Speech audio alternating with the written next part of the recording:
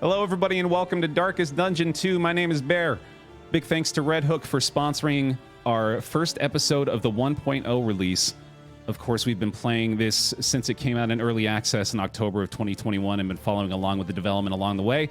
Very excited for the 1.0. We've started a brand new profile here. Going to be starting fresh, and we're also live on the Steam store page today.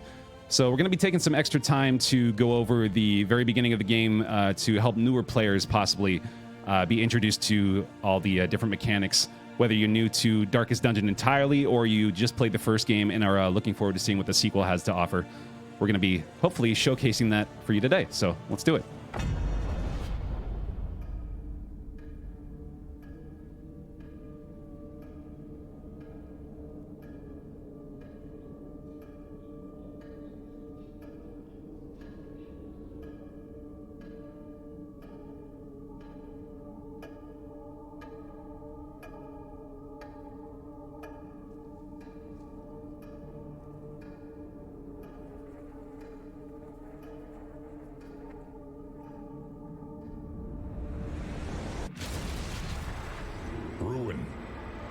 Found you at last. My protege, my friend. Our calculations were correct. The ephemeral equation is unbalanced. The Earth spins on a strange and terrifying new axis. And everywhere, unbridled consequence. The world is a wasteland of failures past. And yet, you must ride out into it, unafraid.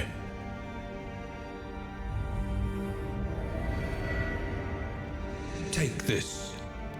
It is hope, the very last of it.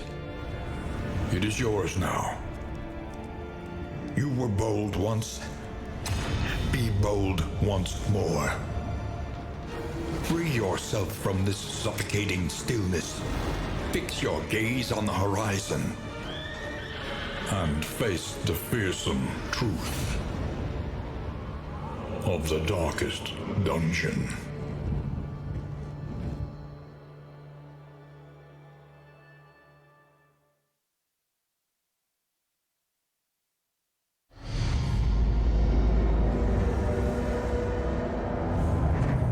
The seat of your denial, perched precariously in the murky gloaming. Brilliant. Absolutely brilliant. Wonderful presentation to start us off as we begin our confession with the prologue. And a fully redeveloped and finely tuned tutorial here. Very excited to see it. I figured Wayne would jump in. I glimpsed it lurking at the ragged edges of your mind. I watched its venom spread through the veins of the world, and I trembled at its terrible reverberations. The crossroads. Wait by the lantern's light, and welcome what help may come. Wayne June, ladies and gentlemen, our narrator for our journey. A legendary performance from him in the first game and returns to do it all better in the second. 4 heroes will join together on this expedition. Your salvation rides with them. You can drag or double-click hero portraits to assemble your party of 4 heroes, and they'll appear in the rightmost position of your roster. It's the first in combat line. Stagecoach is your carriage, coffin, and confessional. That's a great sentence. And this is your primary means of navigation. So if you're familiar with Darkest Dungeon 1, you can think of the stagecoach as basically the new form of walking through dungeons. You also have the ability to upgrade your stagecoach. And you also need to manage your stagecoach's armor and wheels, which we'll find out more about as we're making our way through our first region here. For now, we'll put our party together. And of course, not a ton of options to begin with. Slightly updated profile artwork it looks like here as well. I'm just realizing for these guys, but all the same. We'll probably put together a fairly straightforward composition for our first go here, and thankfully the game does you a lot of favors in basically presenting you with that lineup in order. That'll be the man-at-arms up front here. Pride. More devastating than the horrors of 100 campaigns. Highwayman in rank 2. Dismiss. Hunted. Harried. A fugitive seeking to outpace the past. Something like that, Kimbo. Yeah. There's a difference here that I'm noticing, but I like it. The profile pictures just look a little nicer, a little cleaner. Avarice slips unseen into the catacombs of the mind. And they were continuously doing that through early access, man. On top of updating mechanics and gameplay, they were updating the artwork, which was already phenomenal, and making it even better. Indiscriminate science stains the surgeon's hands. The unusual suspects. So, when composing a party in Darkest Dungeon 2, it's usually best to consider a few things. You want to usually have some sort of tank role, you know, like it's not necessary, but it is usually helpful to have somebody that's going to be taking the majority of the damage, ideally. You want to have some damage yourself, you know, you want to be able to kill the enemies in some way, and that's going to come in the form of the Highwayman and the Grave Robber for us today. And then you're going to need some healing. Ideally, you're going to need two forms of healing. You're going to need normal healing, your HP healing that you're used to. And you're also going to want to be concerned with something called stress, which is a big factor in this game. And unfortunately is difficult to remove a lot of the time. There's only a select few skills, like the Man-at-Arms Bolster, for example, that will remove stress from your teammates. And unfortunately, stress can be accrued in a lot of different ways. So we're going to want to keep an eye on that through the course of the run here. I'm also going to be renaming members of our party here today after members of the Bear Pile who are joining us live over on twitch.tv/BaerTaffy. Feel free to get the pick me in now if you'd like to be selected. Like Ray Mister is going to be our very first man-at-arms today. Very exciting stuff. You may be wondering what this Wanderer path is underneath their name here as well. We don't have any other paths available to us right now, but after we go on a few runs and accumulate some candles, we'll hit the Altar of Hope, which is this game's meta progression system, which is the way that you unlock things like the hero paths, like new heroes, items, stagecoach upgrades, that kind of stuff. So that'll be for a little later on. But for now, we'll just be a basic Wanderer path, which thankfully, if we're able to reach the second inn with this path, we will actually get a bonus candle as a result of that. So that's nice. Our Highwayman for the day, Paladin 1-1. I'm going to make an executive call here on the name, if that's cool. Get another Wanderer, of course. Probably worth noting the quirks on these guys as well. Another consideration you want to make when you're putting your squads together. Paladin is going to be rocking the Slippery Positive quirk, which is going to give him a 20% chance to generate a dodge token, which is what that little curvy line there is. Tokens are combat mechanics that will... I need to stop myself. I'm trying to explain every mechanic prior to actually getting to the mechanics. You know what? I bet the updated tutorial is going to give me a great idea of when I should introduce these things. Vicious, a negative quirk that I actually kind of sometimes look at as a positive quirk, is going to add 10% damage overall, but does give him a 15% chance to generate a vulnerable token on attack. So we'll take a peek at the quirks for the Man-at-Arms as well. Actually, a really nice one for him to begin with here. We get a plus 10% max HP buff on our Man-at-Arms right away, so really happy to see that. Our Grave Robber Audrey, who, I should say, Anarina, going to be joining us. We'll take a look at her skills, actually. Unfortunately, not a lot of variety here either, as we are just starting off, but eventually we'll be able to select from, what's the math here? 11. That's 4 plus 4 plus 3. I know how to do things. Eventually we'll be able to choose 5 of 11 skills, which, as you might imagine, creates a lot of variety. So looking forward to that. But for now, we'll just rock the basic kit here. Pick to the face, thrown dagger, flashing daggers, poison dart, the absinthe. And then finally our Plague Doctor. In the 4th rank, Krastar joins us today. I just realized, actually, given the fact that we only have these skills available for her, might be better to do this. Standard flip. There we go. Yeah. for the advanced player. Yeah, so the reason I'm doing that is we have this skill here called Incision that unfortunately is not available from the 4th rank. And I believe every one of her skills can be used from rank 3. Yeah, so that makes a lot of sense to keep her there. Sadly, that does mean, of course, that we're giving up Grave Robber's pick to the face, but I think that's a trade I'm willing to make. So, we've put together our first team. Let's head out on the stagecoach. Advanced gamer plays, yeah, only here on twitch.tv/BaerTaffy. Onward, and let us hope enough yet remains of the world. Ooh, before you take off, Baer, give him a second to analyze the UI here. Good call, other me. First of all, just Baer Chef, please, for this game's artwork. I'm going to be saying it a lot through the course of the day, but man, this game is beautiful. To rearrange your party order while driving, you drag their portraits. Party order determines what position each hero is in when battle starts. The furthest hero to the right begins at the front line of combat. So, like that, for example, if you wanted to swap that Grave Robber back to the 3rd spot, you could do so very easily. The bulwark of your denial is giving way. Wonderfully minimal, very nice UI design, absolutely. Take a peek at the stagecoach as well, which I just realized we should probably go ahead and rename. Sand Pro will be our stagecoach today. Beautiful. And the wheels and the shields, which we'll find out more about very soon. For now, let's do our first combat.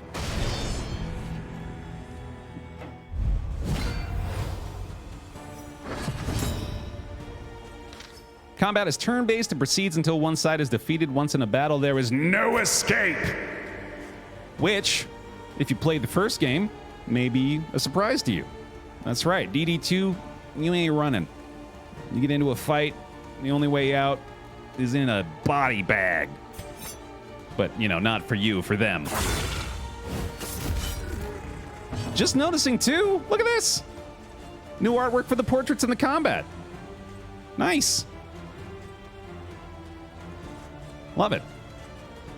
So, combat plays out pretty logically. If you ever played a turn-based RPG, you're pretty familiar with what's going on here. The most important considerations being the little factors over here you probably already noticed. Blight, for example, a form of damage over time available from such things as the Poison Dart. Deal damage over time for the next 3 turns. Some attacks inflict DOT, bleed, blight, and burn. They cause damage at the beginning of the combatant's turn until they expire or are cured. Many combat skills or combat items can cure damage over time. Another damage over time source, the Incision that we were discussing previously. You can also see there is a additional factor there, plus 30% bleed piercing, or bleed resistance piercing rather, when the target has a combo token.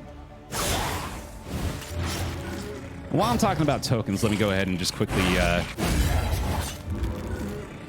gloss over the glossary.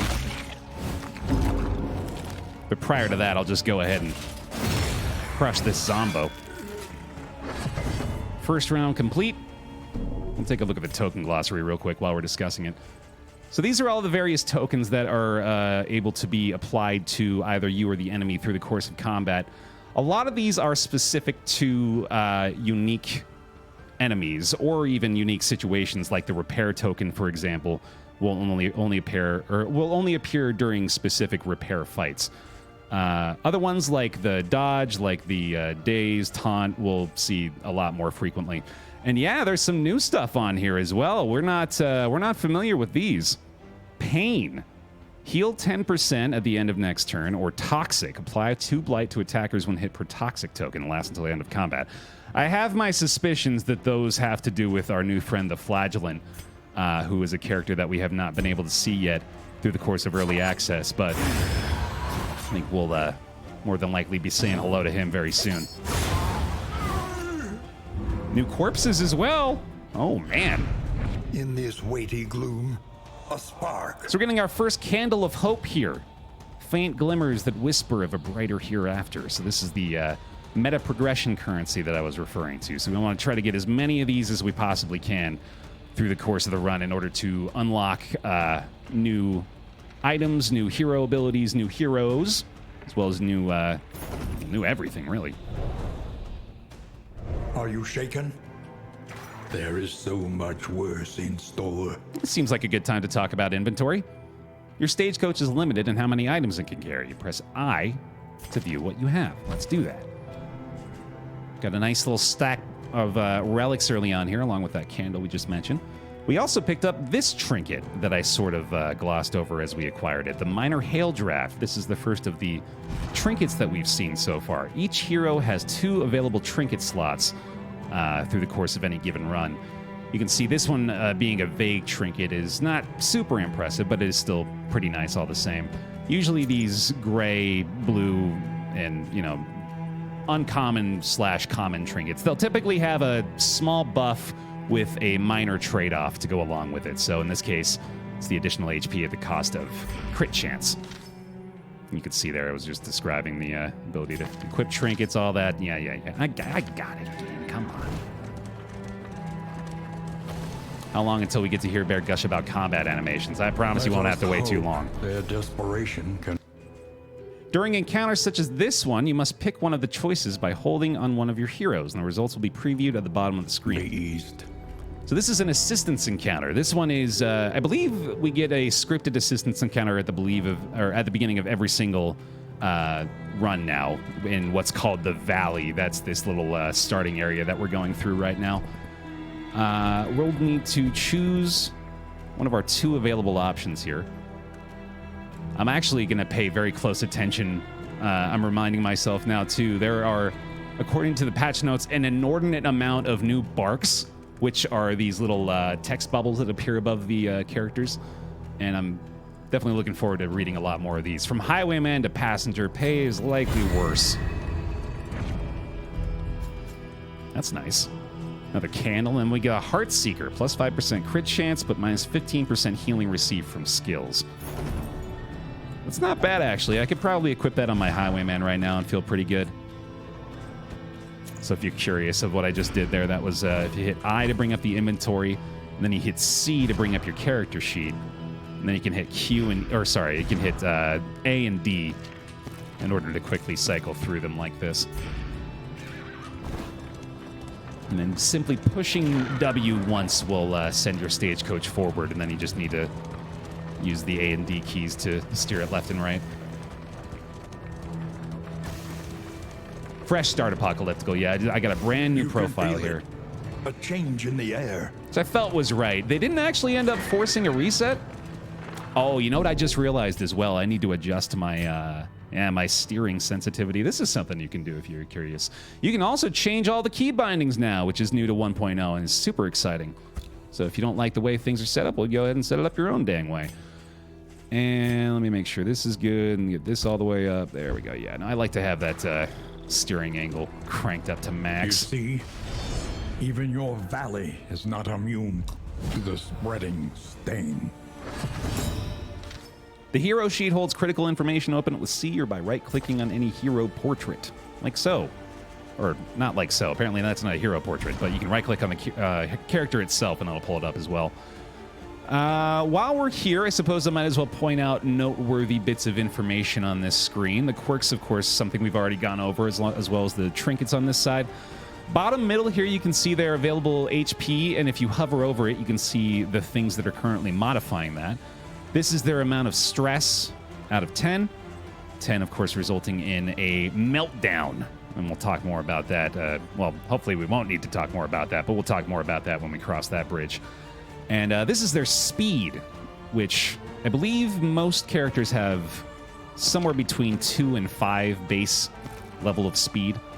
And, of course, there's not really a lot modifying that right now. If we click this little tab as well above my face right there, you can see relationships between our party members, which is going to be a big factor. We're going to talk more about that once we hit the inn. But for now, you can see that there's not been much development here for the relationships. You can also click to see the various conditions that are affecting your hero at any given time. Of course, right now, there's not really much to be noted. And you can also look at their individual hero goal on this screen. You can do that either via the character screen, or if you're in the stagecoach, you can hit the G button, I believe, and it'll pull up the hero goals as well. And there's also the pet screen here, which we'll find out more about once we get our first pet. So we've got proper combat here.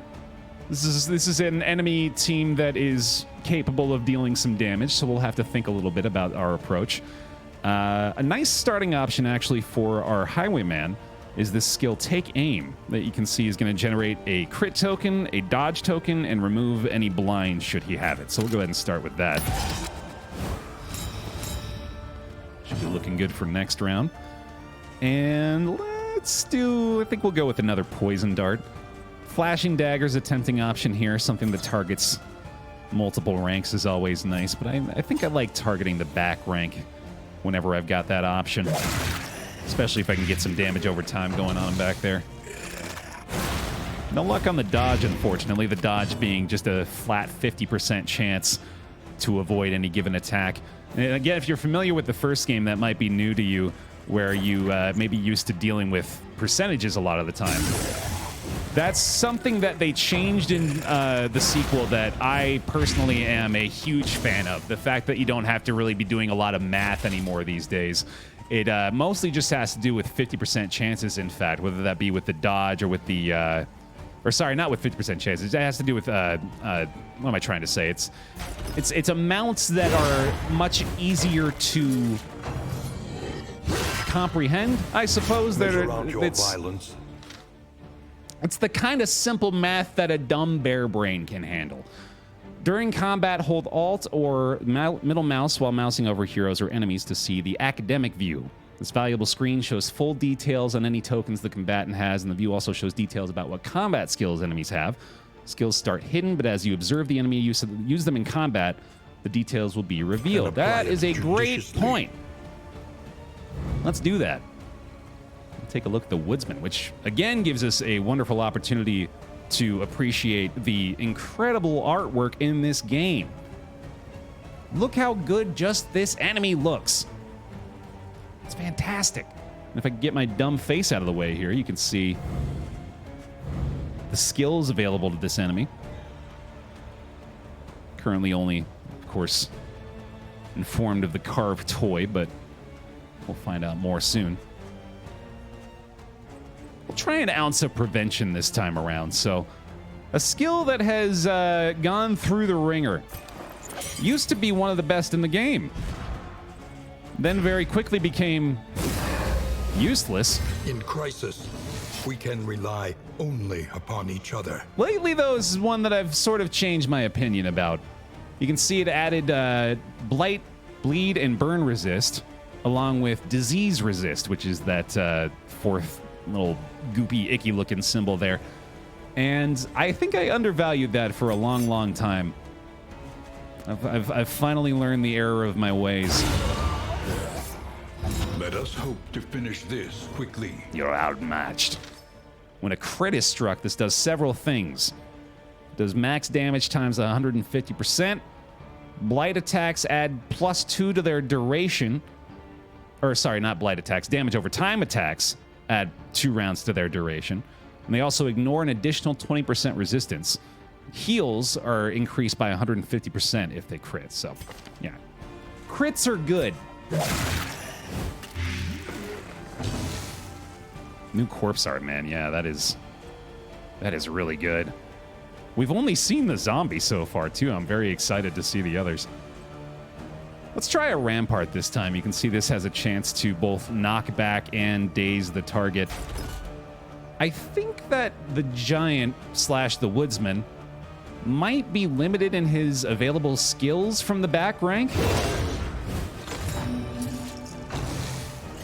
Steam Chat's asking how the relationship works in the game, or how the relationship system works in the game now. Good question, Steam Chat. We're actually going to get in-depth with that in just a moment here once we hit the first inn. Let me make sure I don't lose my starting highwayman prior to that. So we're choosing this Duelist Advance a lot of the time in order to generate these riposte tokens, which, as you can see, counterattacks the next damaging attack. However, Much more pressing matter here is the fact that our highwayman is currently rocking 9 out of 35 HP. Let's heal him with the battlefield medicine, which not only heals him for 20% of his HP, but removes all damage over time sources as well. Sadly, this does require him to be at below 50% HP. That does end up limiting your ability to use it a little bit more than you'd expect. Agony. Thankfully, not the case this time. We don't actually have... Well, we do have Defender, I suppose, don't we? But I don't necessarily want to use Defender on the Highwayman here, considering that would prevent him from being able to utilize his riposte. So maybe we just go ahead and hold the line here. This is a skill that's going to generate a block token for him, as well as generate an immobilize, which shouldn't really matter too much here, but at least we'll keep him up front. Man, this guy is having a bad go of it so far. Let's try to get a little bit more blight applied, I suppose. Seems good to me. This is what I was telling you, man. I was not lying to you when I told you that even in just this, literally our second combat, the enemy are very much capable of dealing damage. I'm gonna try to keep him in decent shape here, although at this point, I think actually, with the vulnerable token on him especially, as you can see, he's about to take plus 50% damage from the next hit, and yeah, that was clearly not something we wanted to allow to happen there. Ooh, a Wicked Slice for 13 damage. That seems pretty good to me. This is a skill, of course, that is best suited for targets that are on death's door, which we're about to find out more about soon here. Very close to it. There we go. Monster death blows. Some monsters have death blow resistance, just like heroes do. When a monster is on death's door, each further blow has a chance to slay it.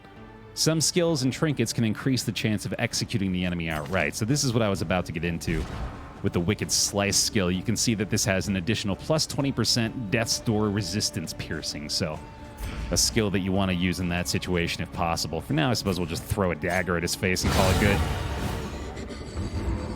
With him only having 5 death's door resist, his resistance was pitiful. So in the unlikeliest places. Didn't really have to sweat it too much. Another candle, a couple of pouches of lye, a nice little combat item that we can use to clear corpses. And there we go. All right, so let's get into that relationship system here. Push on to the inn. Rest and resupply await you. Right after talking about combat items, which are equipped into a dedicated skill slot on each hero. And to equip those, you drag them from the inventory into the combat item skill slot. They're free actions.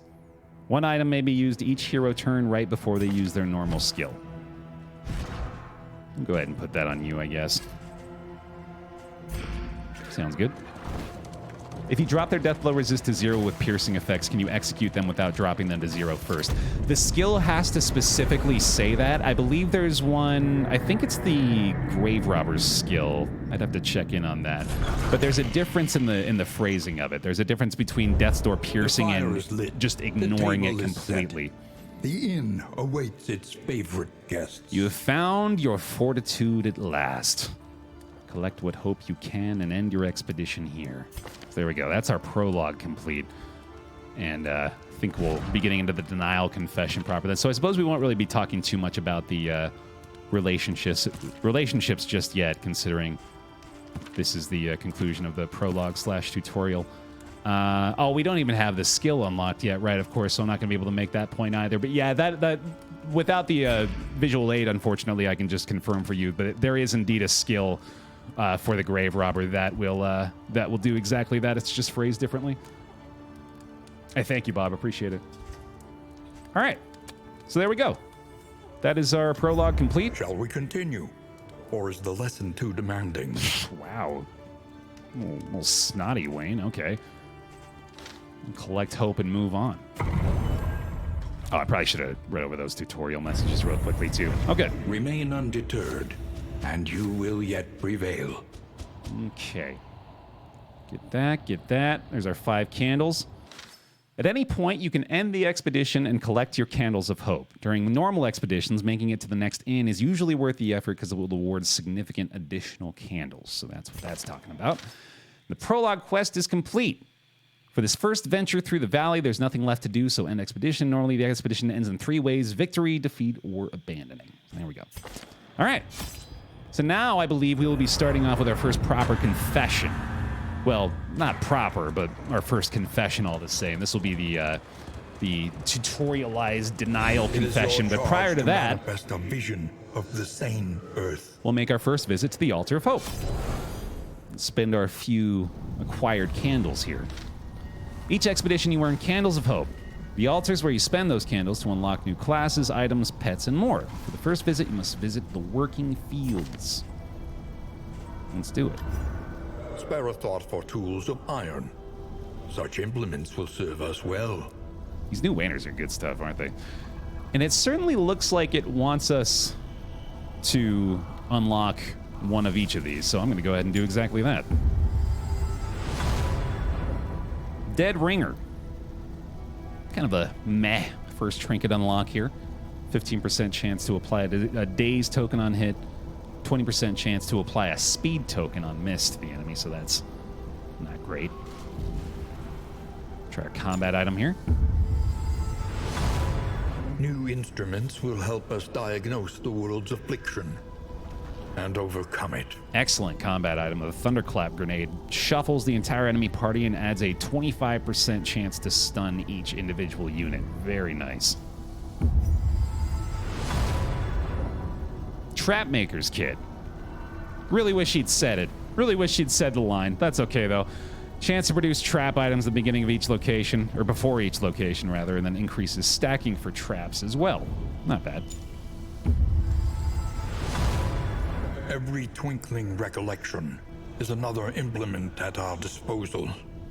And this speed bag in item, 5% chance on round start to add a dodge token. So whole bunch of these sorts of in items that we'll be able to unlock through the course of progression here that are going to give us some nice bonuses in the end.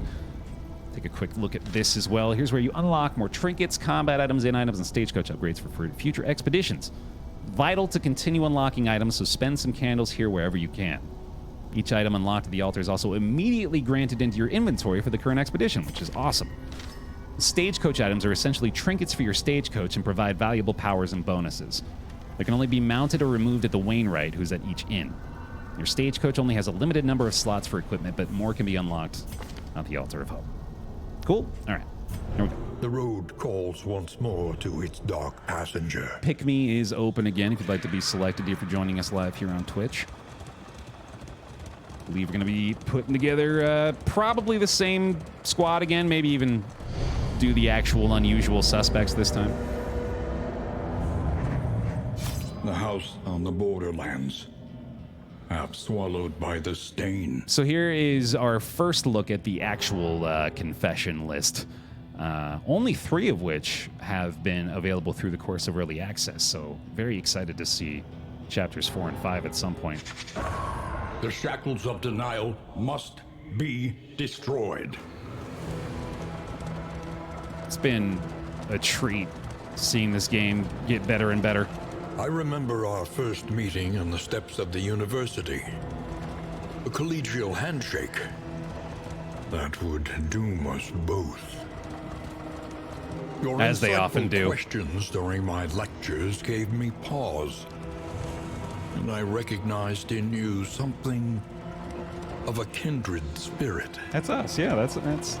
Despite our differences in age and position, we shared a keen fascination for archaeology, folklore, and, of course, occultism. Naturally. The crossroads, a beacon for the broken and the battered. Local man ruins everything again, yep. Check the quirks this time. Nice 25% additional stun resistance for the man-at-arms, along with a plus 5% resolute chance. So resolute is, there's a small chance when any character hits 10 stress that instead of having a meltdown, they'll have a resolute check, which is, as you might imagine, the complete opposite. They are empowered and they decide that they won't fall in the face of chaos, not today. They'll give a little heal along with a relationship bonus with all of their teammates. So pretty awesome to get that out of the gate. Sadly, he is soft. It's going to had plus 10% meltdown chance, so much for that. I'm gonna have to bring him out anyway. Pride. More devastating than the horrors of 100 campaigns. Lurker, which is probably gonna end up being a lot more worth considering these days now that the Infernal Flame has been brought back, but we don't need to get into that nonsense right now. Hunted, harried, a fugitive seeking to outpace the past. Boisterous as well. A little unfortunate, but we can deal with that. Hard-skinned, a very nice positive quirk here for the Grave Robber. This will generate 2 block tokens at the start of every single combat. Avarice slips unseen into the catacombs of the mind. And a second lurker. Yeah, there we go. Got a little bear lurk out there in chat.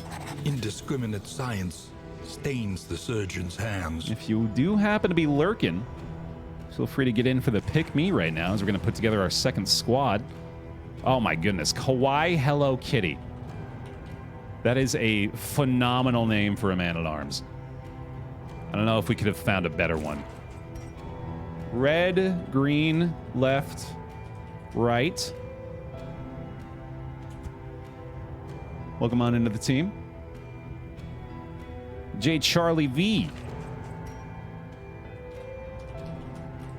joins us as our grave robber for our denial confession, and then finally, Bebzinski. Hop on into the squad. Let's do it. My apologies if you're joining us on the Steam chat. I thought I had it up, but apparently I don't. Let me see if I can get that fixed. You came here seeking solace, but found stagnation instead. If you are joining us on Steam, feel free to join us on Twitch if you'd like to participate in the chat as well. I'll definitely see you there. Welcomes you with open arms. Let me make sure that I get that other chat open real quick here too. You see, even your valley is not immune to the spreading. Glad to have you in the stain. prologue, yeah, and you served us well. Right. So we're back with this squad. These guys, yeah, shouldn't be an issue. Let's just stab them. Let's just stab them with our daggers. How about that? Give them a nice little bash over the head. Hey, there we go. Relationship hit. And an immediate death blow. Results are encouraging. Good start. So yeah, I saw there the very small chance of any given combat interaction resulting in the generation of a positive relationship pip between your teammates. Explain the pip theory. Yes, gladly. So pips are what I call these little diamonds, whatever you'd want to call these individual relationship units that are generated via combat or often other means. They will sometimes generate while they're just riding along in the stagecoach. There are quite a few in-items that you can use to generate them. And that is the means by which you increase your likelihood of generating a positive relationship between these two people. So, as you can see right now, when they're neutral, it's only a 5% base chance to generate a negative relationship. So we're going to have to do a lot more work prior to being able to take advantage of that. Yeah, really loving the corpse art so far. I'm pretty sure we still only seen the one, but... Oh, no, we saw the giant for a brief moment there, right? Ooh, nice result from the blind there. I made him miss his big swing. Love to see it. Sorry, my goodness. This looks like a nice take-aim situation. Give ourselves a little crit and dodge up front. I think this poison dart may be enough to kill her. Yes, indeed. They actually call it affinity. But I like pips. I'm gonna keep calling it pips. I know I shouldn't, especially being an actual official ambassador for the game. I should probably use the terminology they actually have in the glossary, but I like pips. Emboldened. It's a fun word. All right, anyway. We can see the cooldowns on the skills. Oh, look at that! I didn't even notice. That's a great point. Yeah, this little number here. You can see the amount of rounds left until it's available again. That's fantastic. That's a nice change. What's the skull mean? Great question. Thank you for asking. This is horror. We'll take a quick look at the token glossary again so you can see it in that context. Adds stress to hero each round. So this is a Basically, it's another source of damage over time, but stress damage instead of normal damage. That's a good way to look at it. It also only has a percentage chance to apply the stress as opposed to a guaranteed damage over time like the bleed. Also worthy of note is this little symbol right here, which we already hovered over before to showcase the buffs from the Ounce of Prevention. But this is just basically the hub for current modifiers for the character in this combat that are not otherwise denoted above their HP bar. Cool? Cool. Right, Baer, totally. This is no time to falter. So that hurt. Didn't love the amount of damage he took just now. I think I'm probably going to want to give him a nice little battlefield medicine. Dissection. An unavoidable end. Don't need any more riposte. I think I wouldn't mind adding a crit to our riposte, in fact. That's not a bad idea. Sadly, not able to use the bolster to reduce stress either. That might be something going through your head. Hey, what about that skill that you were talking about before that reduces stress? Sadly, that requires that he be at 5 or more in order to do so. So I think here we'll probably just go for that daze again. Not really doing a lot of good this turn, to be honest, but just makes me feel good. At least has been tended to. That blight is actually going to be enough to get him down to death's door as well. So if we can just go ahead and get him to get killed by that crit riposte, yeah, that'd be ideal. Thanks. Ooh, yay. That's right. And here's another big thing we need to talk about: mastery points, earned mostly through combat victories. Each mastery point will upgrade one hero skill when you reach the end.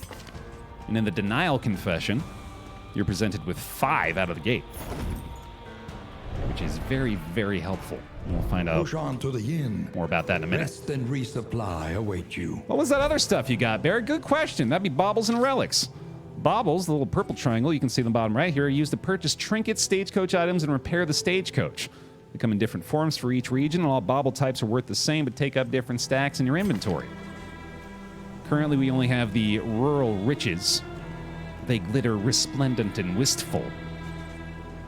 We also have the 2 stacks of relics here, which I don't believe the relics take any other form. I'm pretty sure it's only the baubles that do that. Let's find out. The main currency of the land, used to buy most supplies. You can find relics mostly as spoils of battle. Yeah, there you go. So there's that. We should probably go ahead and equip our trinket here as well. I know this one isn't all that exciting, but it's something, you know. Thunderclap grenades are nice too, but I'm probably going to save those for another combat. I suppose I might as well equip them now. No reason to just leave them sitting in the inventory. Hey, Baer, what are those piles of leaves you keep running over? Great question. These little leaf piles have a small chance of generating relics. Oh, hold on. First, apparently, it wants me to tell you about this. Wait, why is this pulp? What the hell? That was weird. Okay, anyway. Yeah, the leaf piles, represented by different things, depending on the region you're in, are, all they do is give you a small chance of getting a small amount of relics. Places such as this, where a little light still gathers. And it's more or less just meant to make the stagecoach portion a little more engaging and interesting. So here we go. Finally arrived at our first proper inn, the Torch and Crown. So there are unique inns through the course of the game, and each one will give you a unique bonus. The Torch and the Crown, I believe... Someone correct me if I'm wrong on this, but I'm fairly sure the Torch and Crown is the first inn for every confession, right? Pretty sure about that. Each improvement. Correct, a okay. new variable in the equation of your fate. And we get our first trip to the Wainwright. The only place where you can install or remove stagecoach items. Drag them from the inventory to install. You can also double-click. And also repair your shields and wheels here, as you can see, which are a cost of 8 baubles apiece.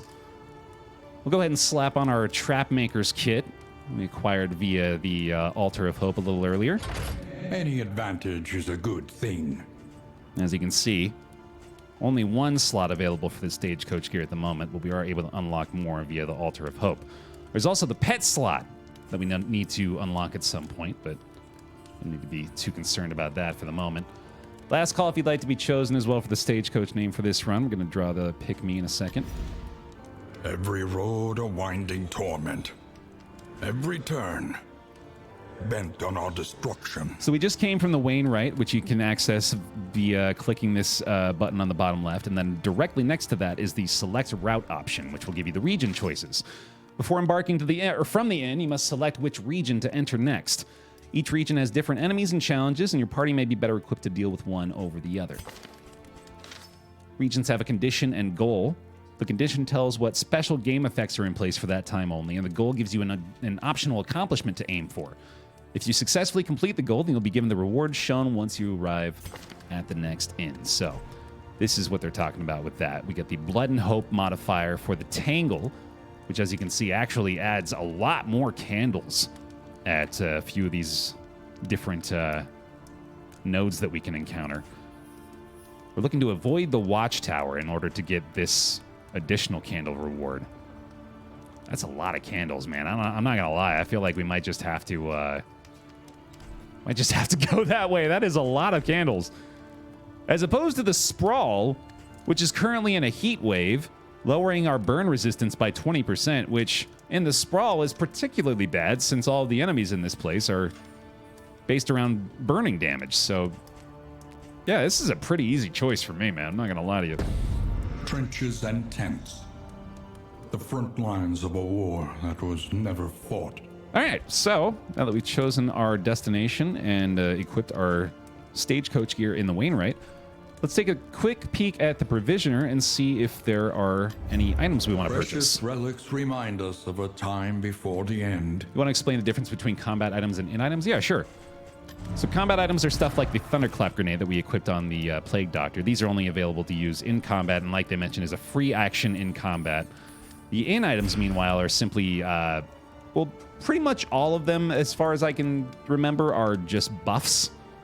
They'll either buff, they'll give you tokens, they'll increase the duration of certain things, or it will often provide relationship bonuses as well. So things like the Songbook of Touching Dirges, the Whiskey Barrel, that sort of stuff that will add relationship pips and often stress heal as well. So in items you typically look at as recovery items / preparation items. This is new. The Radiant Flame, a helping hand for when all seems lost. Plus 15% resolute chance, plus 5% positive relationship chance, and minus 25% traveling flame drain. All of those are outstanding. Traveling flame drain, actually, something I should talk about at the beginning of the next region as well. Someone remind me of that. The Provisioner offers a limited amount of supplies that can be purchased for relics or baubles. Left click to purchase an item. The Provisioner selection varies each time you reach an inn. Yeah, this is essentially easy mode. I remember reading in the patch notes that this should decrease your provided candles. It doesn't actually say that here, which is surprising. I assume it is doing that. All the same, let's take a look at the rest of the available options here in the Provisioner. Lots of stuff to analyze on this screen, of course, but I think we'll probably keep it limited to the things that I actually plan on utilizing for this first region. Like the Laudanum, for example, an excellent combat item that you can use to both remove horror and reduce stress by 1. So we'll grab both of those. Glimmer of Hope is usually pretty nice to bring along. Add 15 flame with these. We'll go ahead and pick up these two as well. Check your hero goals, Barry. That's a good question, or that's a good point, actually, which we can do on this screen. Man-at-Arms is looking to visit a field hospital. Bebzinski will immediately be provided their reward upon entering the Tangle. That's convenient. Oh, nice. J. Charlie's looking to use Glimmers of Hope, which we just happened to purchase. Go ahead and equip those on her. And then finally, Highwayman looking to enter the Sprawl, which, unfortunately... Oh, wait, no, we are going to do that, aren't we? Right, yeah, because I'm pretty sure we're going to be forced to for the second one. So that'll work. We should probably buy food as well. I know you're probably looking at me funny, hovering over the slime mold as an actual option I want to purchase, but... Yep. A bit of comfort on the road to damnation. Given that that is the only food item available for us to purchase in the inn, not to mention it's the only food item currently available, given that we haven't unlocked any of the other ones yet, that'll have to do. But as you can see, unfortunately, in addition to the 10% max HP buff, this does add a 5% chance for our heroes to be diseased, so let's roll the dice on this. Hey, Omega, thanks. Well, happy birthday to you. It's a pretty nice birthday present, isn't it? All right, no disease. Got a little bear luck. That's nice. And finally, having gone through the provisioner successfully, it's time for the mastery trainer. Listen, practice, improve. The mastery trainer is the only spot where you can upgrade hero skills. You earn mastery points as loot, mostly from fights. Or each hero skill has one upgrade level. To upgrade, hold on the skill, and that costs 1 mastery point. Mastered skills can yield dramatic results. Spend your points wisely. They're shared among the entire party. Radiant Flame doesn't seem like it's even much of an easy mode, more of a get less shafted by bull mode. Yes. You're not wrong, yeah. I mean, Darkest Dungeon was never really known for providing much of an easy mode, was it? So very important, of course, to consider the available benefits here from mastering skills. Lots to consider. Often what I like to do early on is focus on the skills that I am using the most, and also the ones that have the biggest difference between their base level and their mastered version. Like the Poison Dart, for example, which actually doubles the amount of Blight applied per turn on upgrades, so pretty easy choice there. I think we'll make the same argument actually for Incision. While it's not doubled, it is still a pretty significant increase in the damage over time, so we'll take that as well. Thinking about Blinding Gas here, actually, especially considering the fact that it adds days on upgrade. Fun interaction in the game now that was actually added fairly recently. If you are able to daze a target that is already dazed, it will actually stun them. So if we wanted to, we could consider trying to go for something like that. I want to say the Grave Robber has some sort of... No, I don't think she does. I don't know why I thought she had some sort of daze as well, but yeah, I think we'll do something like that. And not a lot of other combo application, is there? I suppose Tracking Shot would be good for that. Tracking Shot actually got upgraded as well to ignore dodge on the base level, which is really nice. You know, I could do that. I could give that a go. Hype Train. Thank you all so much. Again, I hope you don't mind the lack of Wayne alerts today, but I certainly appreciate the support immensely. Thank you, thank you. Ah, no Incision possible, darn it, you're right. Yeah, you know, I think I actually might go ahead and swap her back into the 3rd rank with that being considered. I'm pretty sure I need to do that. I don't know if we're going to do a gamble today, Grim. I think with this being the introduction confessions, maybe we'll wait until we get to a proper confession for that. All right, I think it is finally time. Let's hit the tangle. So once you've concluded your operations at the inn, you rest for the night and journey onward. And then we are presented with my favorite screen in the game.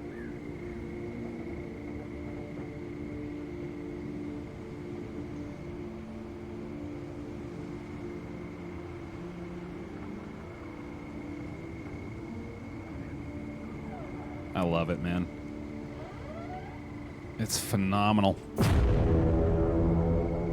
The ambience of setting out, absolutely.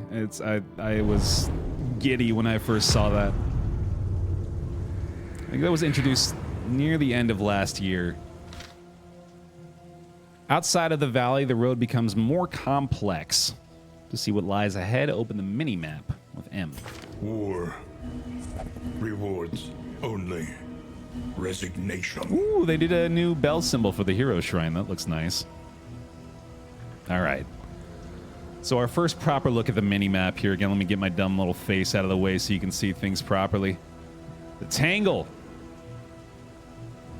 And various symbols denoting which of the available nodes we are able to access here.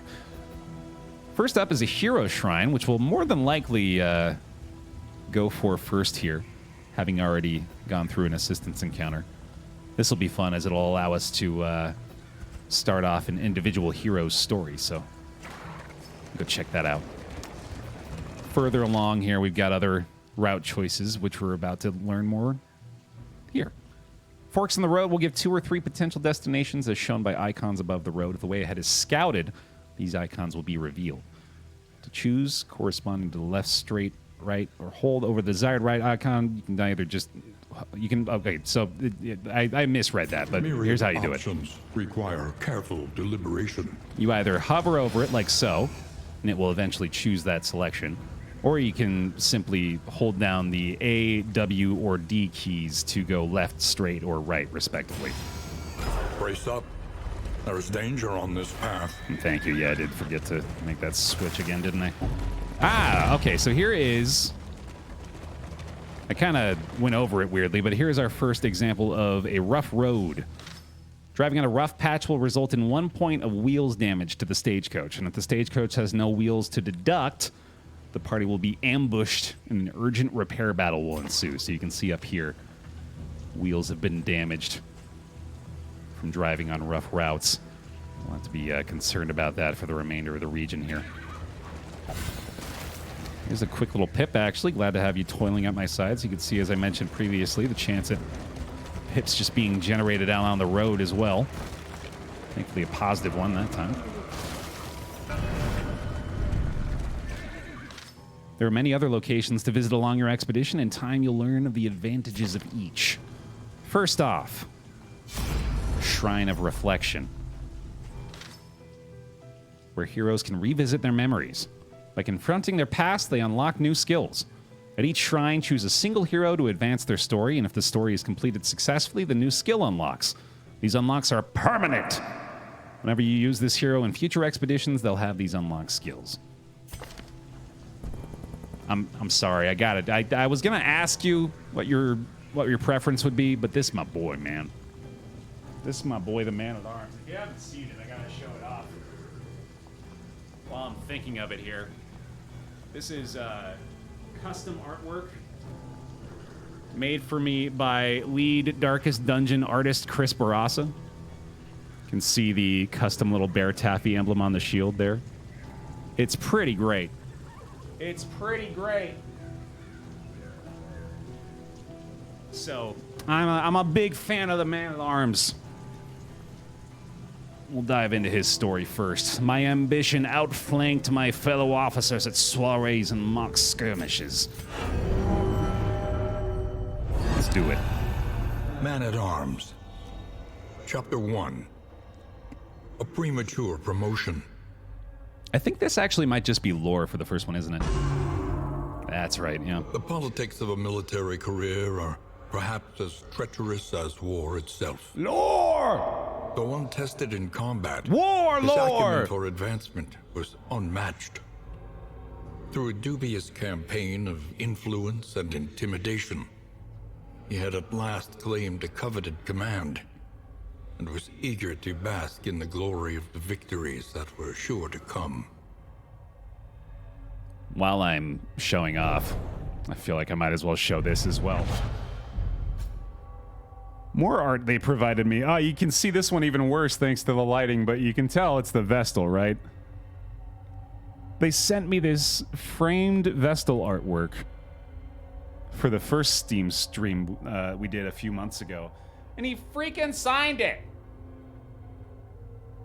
It's so cool. It's so cool, man. They're so nice to me. Thank you, Red Hook. And they're paying me to do this now. They know I'd be playing it anyway. And they're still paying me money. Also, look how good he looks. I'm so excited to eventually be able to play with this skin. Origin skins. Oh, man. That's going to be so good.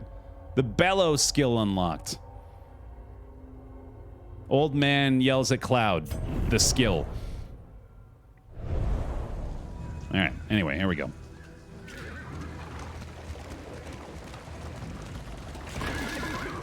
The old man at arms has your hair. He is just me. Must be met with unwavering resolve. Oops. Oh boy. Okay. Oh, I see what happened here. It's pulling up the tooltip, and then I'm hitting W or A, and it's quickly cycling through the list. That's what's going on. Anyway, driving through an Oblivion Terror will increase loathing by 1 point. Holy shit! And apparently it will send your stagecoach sky highs. That was fun. Okay. So anyway, loathing. Another factor to consider.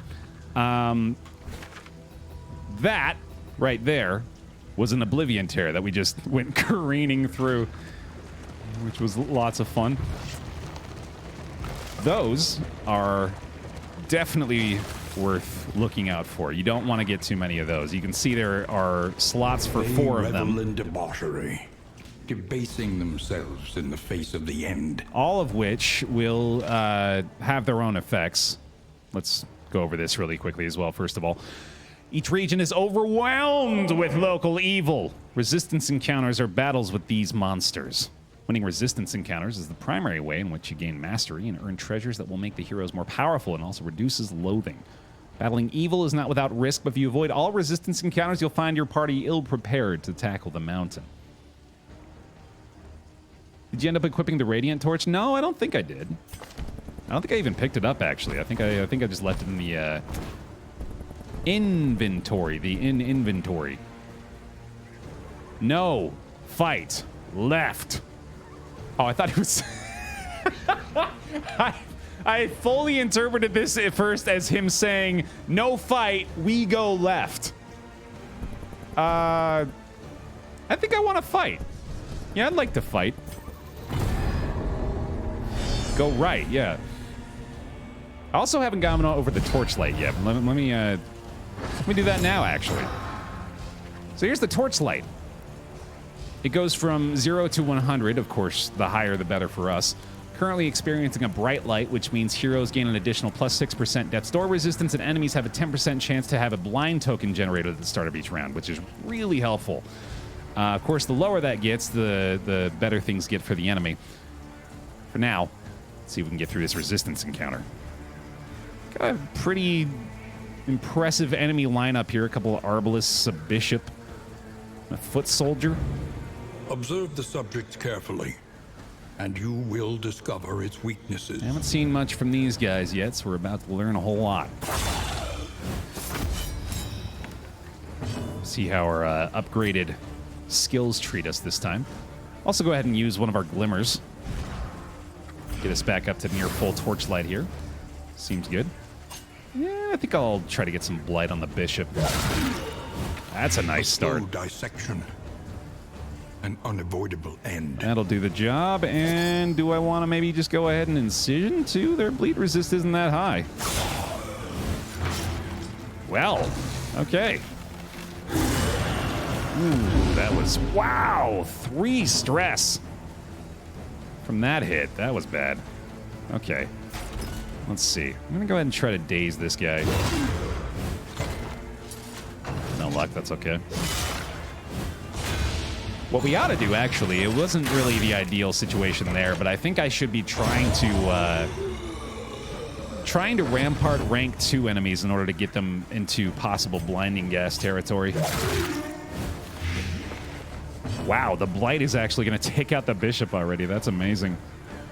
And, tracking shot? No, that doesn't seem right. I think I just need to take aim again, actually. It seems like that... Yeah, I got to be doing that a lot more. He's been doing a lot more duelist advance. I should probably upgrade take aim as well. One that I was considering strongly, actually, when we were just looking at those choices, considering the benefit here. It adds an additional crit token and speed token. So yeah, that is a really nice one early on. Oh my goodness, I completely forgot it. Brilliant Forgot it? Wow. That's adorable, Baer.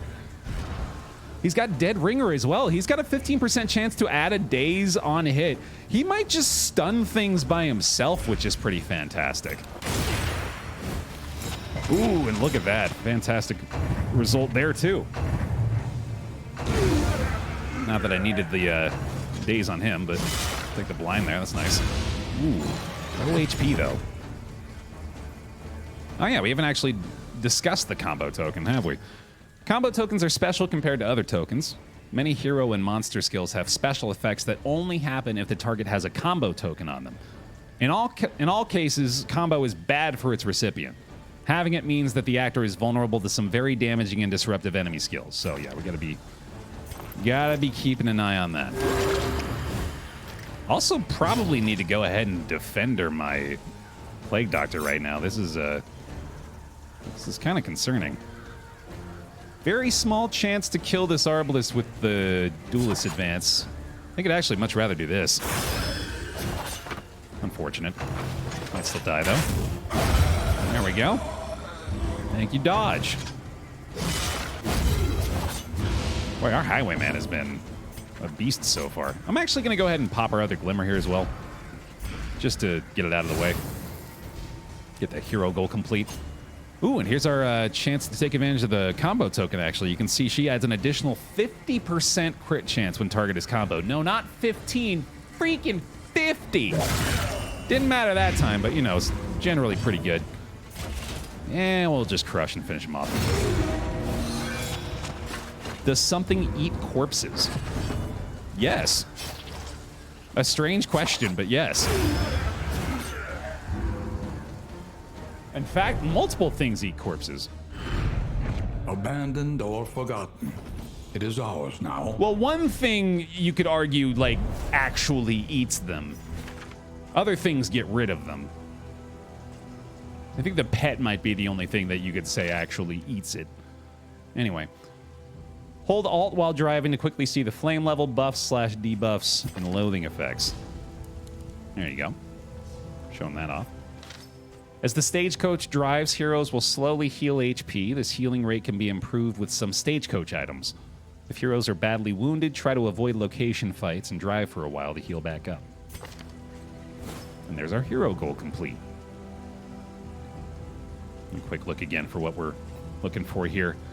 So, if we want to get this bonus, 4 Candles of Hope from the region goal, we are going to have to avoid this watchtower, which means we're basically forced to go to the right.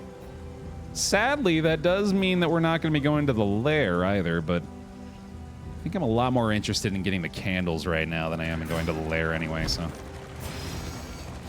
let's do that. Oh, you know what? Actually, we should go ahead and equip these linens, too. Milk-soaked linens. Combat item that removes blind, which is really nice. Put those on the grave robber. Yeah, I don't need a trophy for the first confession, so thankfully we don't need to concern ourselves with whether or not we're hitting the lair in this run. We just got to make it through.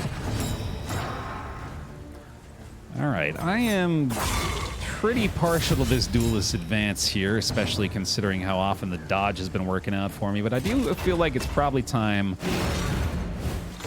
we start playing a little more defensively here. As this Plague Doctor is very low on HP. Go ahead and give her another heal here, too. And you can see, actually, we are at the threshold for stress healing with Bolster. So now it's just sort of a matter of whether or not I want to wait until he gets to 5 stress as well prior to doing that. Got another nice chance for the crit off of Poison Dart here. Outstanding. Ow. I said ow for him because he's clearly feeling pretty pained from that. Bye-bye. Mm-hmm. Well, okay. 1 down, 2 down, and then... Ooh, speaking of combo interactions, heal 10% when target comboed. Top you off. That'll work. was a clean fight. A petty hindrance. I'm not in love with our HP and stress situation In this here. weighty gloom, a spark. But that's okay. Got a mastery point out of it. That's really nice. Relics and some war metals. Okay. Yeah, I need to look at the corpses more, man. I've been sort of brushing over that, and I'm still just shocked that made it to 1.0. I'm so happy about it. Oh, cool. We get a quick look at the affinity system now. To survive your expedition, you'll need to pay attention to how heroes feel about each other. A harmonious team is an effective team. A team full of infighting, envy, and hatred is unlikely to overcome the immense obstacles ahead. Each hero pair has an affinity value, which describes how friendly or unfriendly they feel toward one another. This directly determines the chances of that pair forming a relationship at the next end. To view affinities, open any heroes and look at the Relationships tab. Affinity changes come from a variety of sources, and combat some actions will cause affinity change between two heroes. This will be telegraphed via an icon present on the hero who will respond to the action. This is... it used to be that this telegraphed both positive and negative interactions. I believe it only telegraphs the negative interactions now, so... Right? Yeah, and then the positive ones are always a surprise. Many in items can also be used directly to improve affinity between heroes, and story choices will cause affinity changes between heroes based upon whether they agree or disagree with the choice. And then finally, the rigors of the journey itself can improve or worsen how heroes feel about each other. Quirks greatly influence these interactions. Right. That is one thing I've failed to mention as well, the fact that in the course of all these choices we've been making, you could probably tell that the yellow and blue auras were indicating an either positive or negative interaction between the characters, much like this.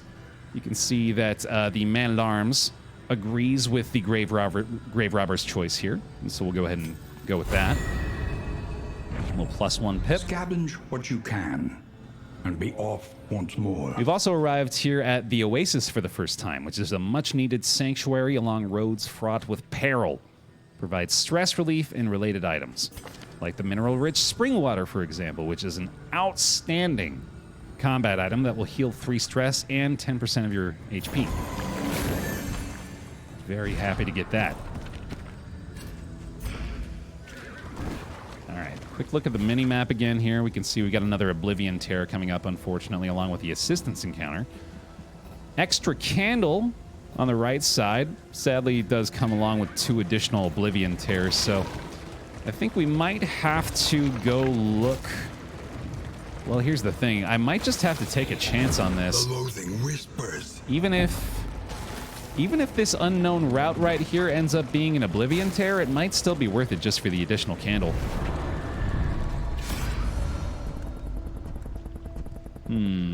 Oh, we can repair the wheels. I shall watch the road while they tinker. We can get our torchlight back and also repair the wheels. Alternatively, we can get some additional supplies. We could spend a little torchlight to get even more supplies. I think I like this, actually. I'm gonna get a little greedy here. An unexpected find. Calming incense and pipeweed. Now, pipeweed actually got nerfed a little bit. This used to provide everything but the speed debuff. Now it's a little worse. Still pretty nice, though. I'll take it. All right, taking a gamble here. The tangled trails whisper of torment. Very good. That was an outstanding result. Resigned to the end of things, they waited for death. And still they wait. Driving on a hazard will damage 1 point of armor on the stagecoach. If the stagecoach has no armor to deduct, the party will be ambushed and an urgent repair battle will ensue. So that was those, the darts hitting us from either side there. That was the road hazard. So only one wheel, only one shield. By confronting the past, we learn to face the future. Oh, I missed the bark there too, darn it. Yeah, I specifically told myself I wanted to read those. A leader of men.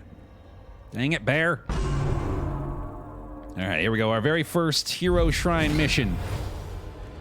Behold the conquering general, marching his men to victory. Dude, I'm sorry. He looks cute as hell. He looks so cute in his little jacket. He's just a little guy. Oh, he's a little boy. His little puffy coat. He's adorable. I know that's not the look he's going for, but he nailed it. Wow, that's not the look we're going for either. Shit. Rip. Ooh.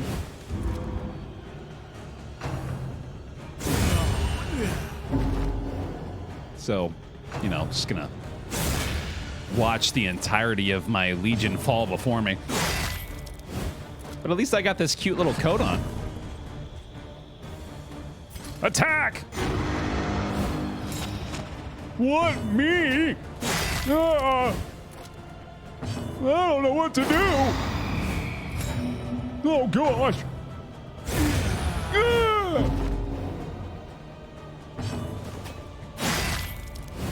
Fancy feathers? Where? On him? What do you suppose the commendations are for? He gets 1 medal per friendly unit he watches fall before his eyes, right? That's what this one's for. The big blue one's for watching all of his teammates die. Strategic retreat! Oh, no. The Dinner Carl corpse is majestic. Ooh, I'm excited to see that, yeah. Probably worth taking a look at our stress here while it's amassing so quickly. Just a second. Came out on Steam today, Hero. 1.0 just released. In addition to HP, heroes have stress. Heroes begin the expedition at 0, but gain stress through a wide variety of game events. Can be lowered in a variety of ways: combat items, in items, hero skills, and more. Another way to increase it is by shouting, "I don't know what to do!" Yeah. A rout. A massacre. A complete and total failure of command. But at least he's hot. Stand fast skill unlocked. 2 block tokens on self. Turn start will generate a block token. There we go. Task failed successfully, yes. Yes, indeed. Okay.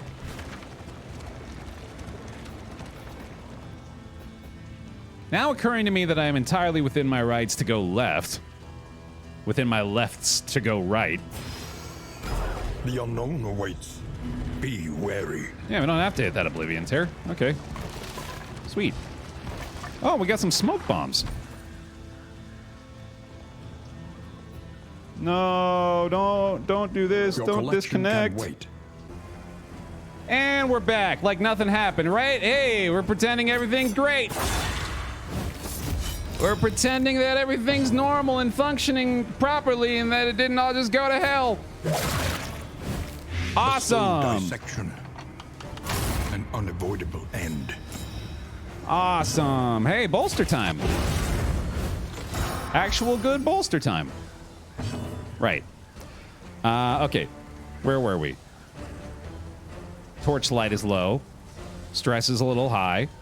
But we're feeling good. We're gonna blinding gas this guy who is new. Analysis is the natural prelude to action. Man-at-Arms was hot. Right, there we go. Now I'm back. Okay, we're good. Urchin. This boy, he's a pain.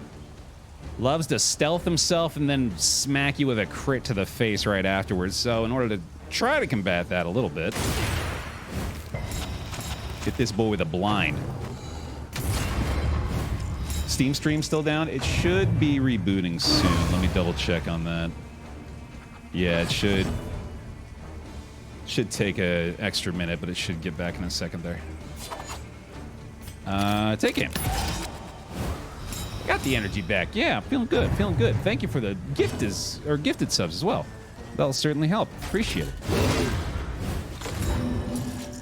Astral, too, as well. Thank you. Again, immense support today. Thank you all so much. Get them just a whole bunch of Baer hugs and Baer gifts and Baer rolls, too, while you're at it. I do believe it was the power of the Baer roll that restored the connection, so thank you for that. Oh, even Stream Elements believes I'm live now. Yay. Holy cow. All right. That's concerning. That's a lot of stress. That's what the crit will do for you. This boy's most certainly gonna get himself out of harm's way again here. We're more than likely gonna need to both laudanum and bolster this in order to... There is comfort in company. Knock out a little more of that stress. Not surprising there. She was a fan of that decision. I think it's probably not a bad idea to go ahead and pop a spring water there as well. Then all of a sudden she's feeling a lot less stressed out. Good stuff.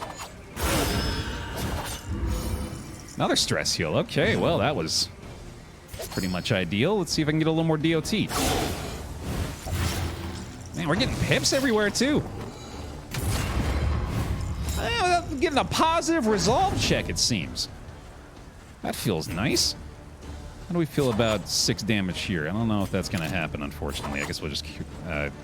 oh, take aim, yeah. Of course. Lethality writ large. Boy. She's ready to play. All right, so clearly, with him being guarded and stealthed, not a lot of our other options as far as what these guys are going to do. I think I'll go ahead and use my one last laudanum here. Go for a crush. Nice. All good, yeah, all good. I think we're all right now. Let's use Absinthe for once. An uncommon skill for her to use. Typically a self-heal, but is also just a nice way to generate a bunch of tokens if you don't really have anything else to do with her turn. A few dodges and a speed, make sure she's got first action next round. Same here, I suppose. I mean, we can't hit this guy, so I might as well get some more tokens up. Oh, man, and this woodsman corpse. I know, yeah, I just noticed as well the way the axe is embedded in his skull. Good God. Did we do that? We must have. I don't think he did that to himself. That's a statement kill, dude. Oh, he's holding on to the toy. Oh my goodness, man. That is some attention to detail on the corpse artwork, man. that's an "Are we the bad guys" moment. Yeah, absolutely. All right, well, my paranoia at looking down at the connectivity, I think we're maybe through a little hiccup there. I'm going to be optimistic. In fact, I'm going to go ahead and will into existence the reality that that was merely a hiccup and that the rest of the day is going to be smooth sailing. Cool. Good to know. Oh, that's awesome, Alatus. Good to have you. Hey! Not a bad academics cache here, which you can probably piece together. Just a whole bunch of loot, some relics and baubles, a nice greater clotting cooler as well. A little additional bleed resist. Yes, indeed, this is the fully released 1.0 version of Darkest Dungeon 2, out now on Steam and Epic. If you do pick it up on the Epic Store, creator code BaerTaffy will give me a little kickback, and I appreciate that. I know a lot of folks have been clamoring for the Steam release, though, and I think a lot of folks are particularly excited about the upcoming Steam Workshop mod support that Red Hook are apparently very keen to get into as well, so that's exciting stuff. Low flame.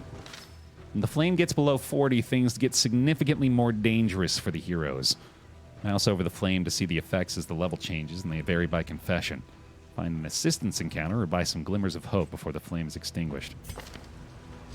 I really want to see that new darkness effect, man. Pardon me, jeez.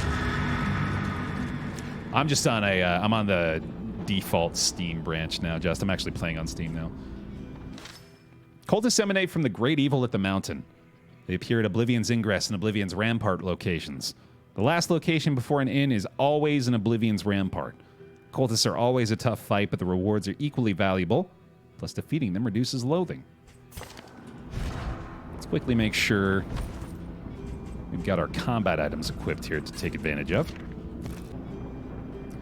We're back on the local recording. Apologies for the interruption. We've just been having a whole bunch of connection issues with the live stream, sadly, but I think we are ready to go here. So we're going to jump into our very first Oblivion's Rampart. Let's do it.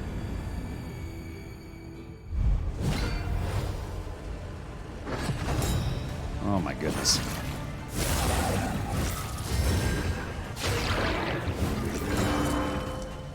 All right. So, just a little bit harder here in the Oblivion's Ingress / Rampart. These enemies, they're the ones that wanna hurt you. So we're gonna have to be a little more careful here. Let's keep rolling with this Duelist Advance. A breakthrough Has certainly been functional so far, and then yeah, I like this possible just early tutor boy kill. He's the tutor. You can call him the herald, the but subject carefully, he's the tutor. and you will discover its weaknesses. Because he goes, toot! Not this time, though. This time he dies. Actually gets stunned by the dead ringer as well. Okay, that worked out. Although, obviously, the blight's going to be sufficient anyway, but I'll take that too. Actually, worth noting, this enemy has been changed quite a bit. It reminds me, actually, well, obviously it reminds me of the change that happened to the ghoul, because it's basically the exact same change that took place. They've gone from starting out combat with a dodge token to now starting out combat with a block, which is probably going to be a lot more, or a lot easier to deal with, I'd imagine. A master stroke. Should make things a little bit simpler with the cultist fights. My goodness. That was a nice couple of crits there. I was kind of hoping for 3 in a row, but it's maybe a little greedy. Let's go for another Rampart, since the knockback here would be enough to turn that into a Rush Judgment, which is a much less effective skill that these two have available for them. Bone Weaving. I believe, actually, the altar was changed quite a bit as well. This cute little guy. This adorable little fella. What can we learn upon closer inspection? He's got himself a bevy of available options. Bevy? Is that right? Word Google. I must know. Yeah, a large group. Bevy. That's right. Good word, Baer. Duelist time. Yeah, I think we're live on the store page, right? Yeah, I think that's all good. So yeah, sorry, I'm not sure what's going on with it. It's very strange that it was working perfectly on both streams for the first, what, hour and a half or so, and then just out of nowhere. A deliberate and methodical appliance of harm. But at least we got this going now, so that's nice. All right. Here we go, then. Going through this fight pretty quickly, actually. This feels like we are...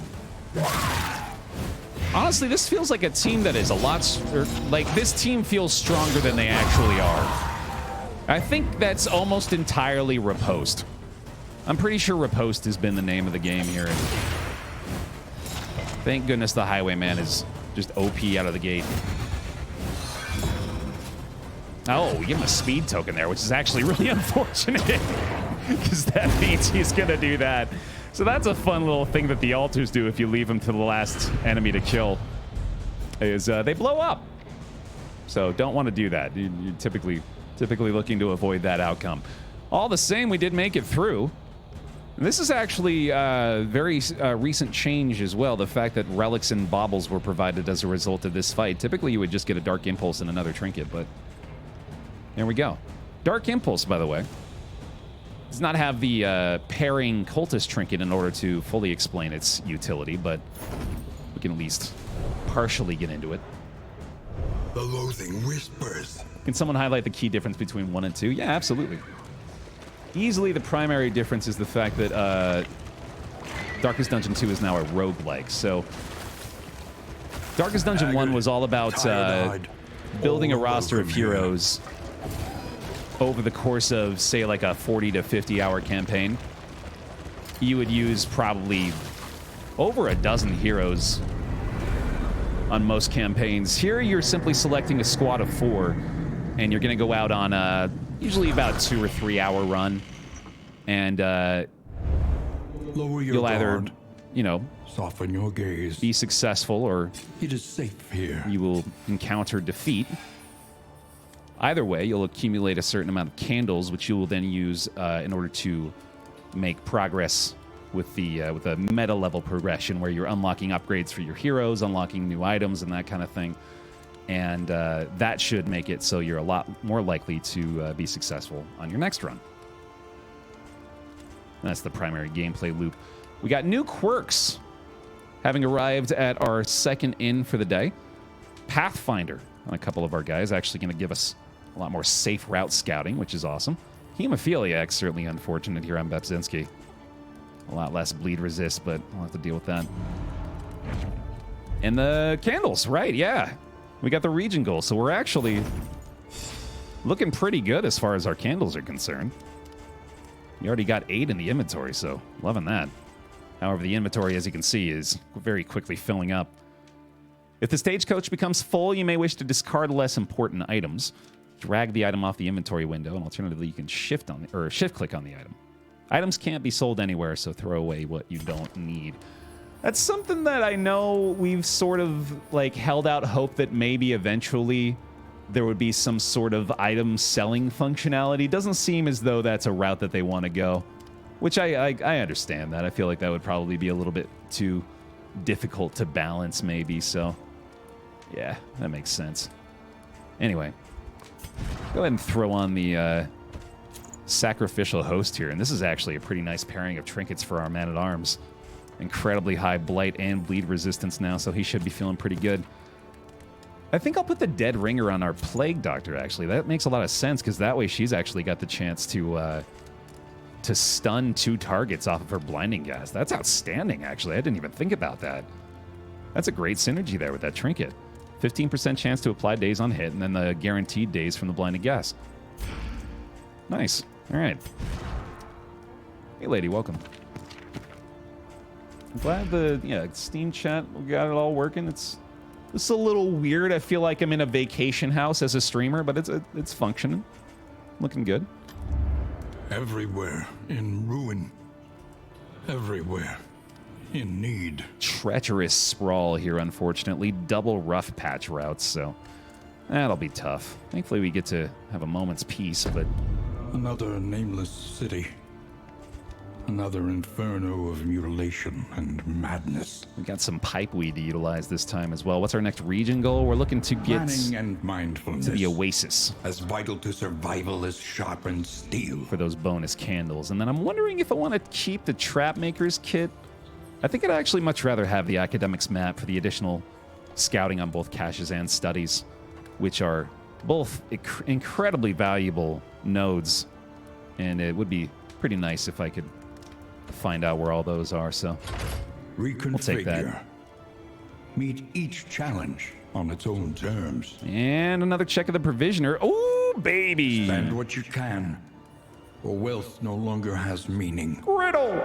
If indeed it ever did. Everybody loves flapjacks. You gotta buy some flapjacks. I mean, now, I thought I wanted the Academics map. Very clearly, I want the griddle. Any advantage is a good thing. There we go. All right. That's sorted. More pipeweed, actually. That's not a bad idea. We'll go ahead and pick that up as well. A bit of comfort on the road to damnation. Playing cards, also outstanding. A 75% chance to generate a positive pip, 25% chance to generate a negative pip. That's for the entire party. Something to ease the rigors of the road. And I think I'll pick up the Laudanum and the Glimmers as well. I think those served us well last time. We've got several in items here that are worth considering, namely the Clarifying Poultice for additional stun resistance until next in. Food again, we probably ought to go ahead and buy the slime mold, yeah. Although we are full on inventory. Pardon me, so I'm gonna go ahead and use a couple of things.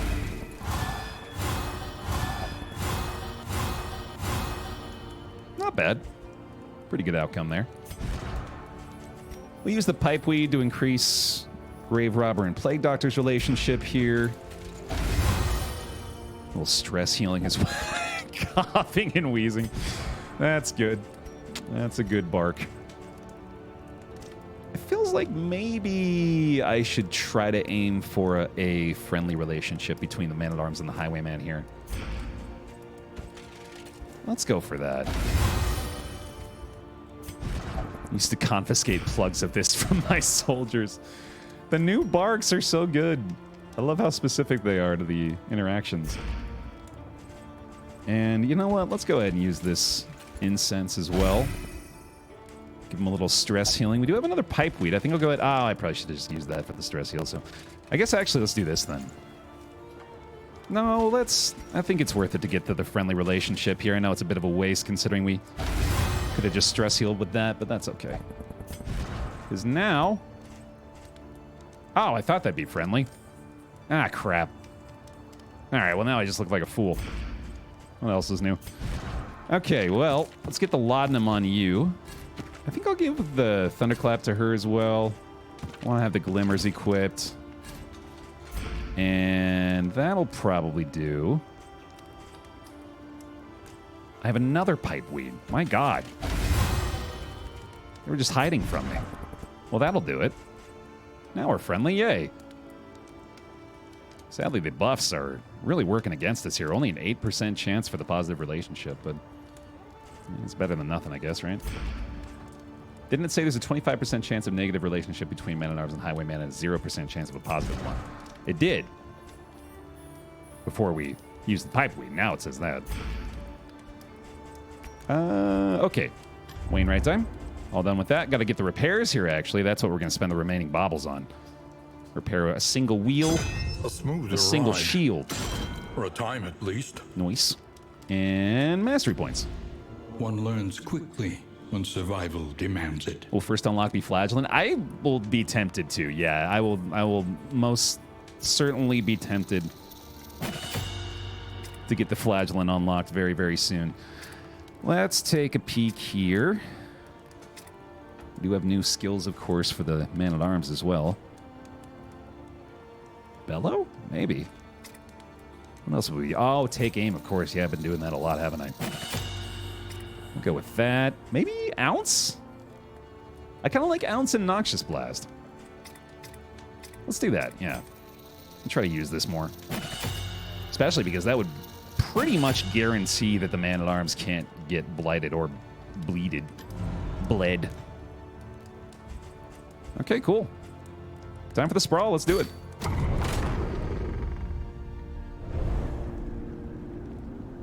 Still just in love with this, man. Good stuff. Let's do it.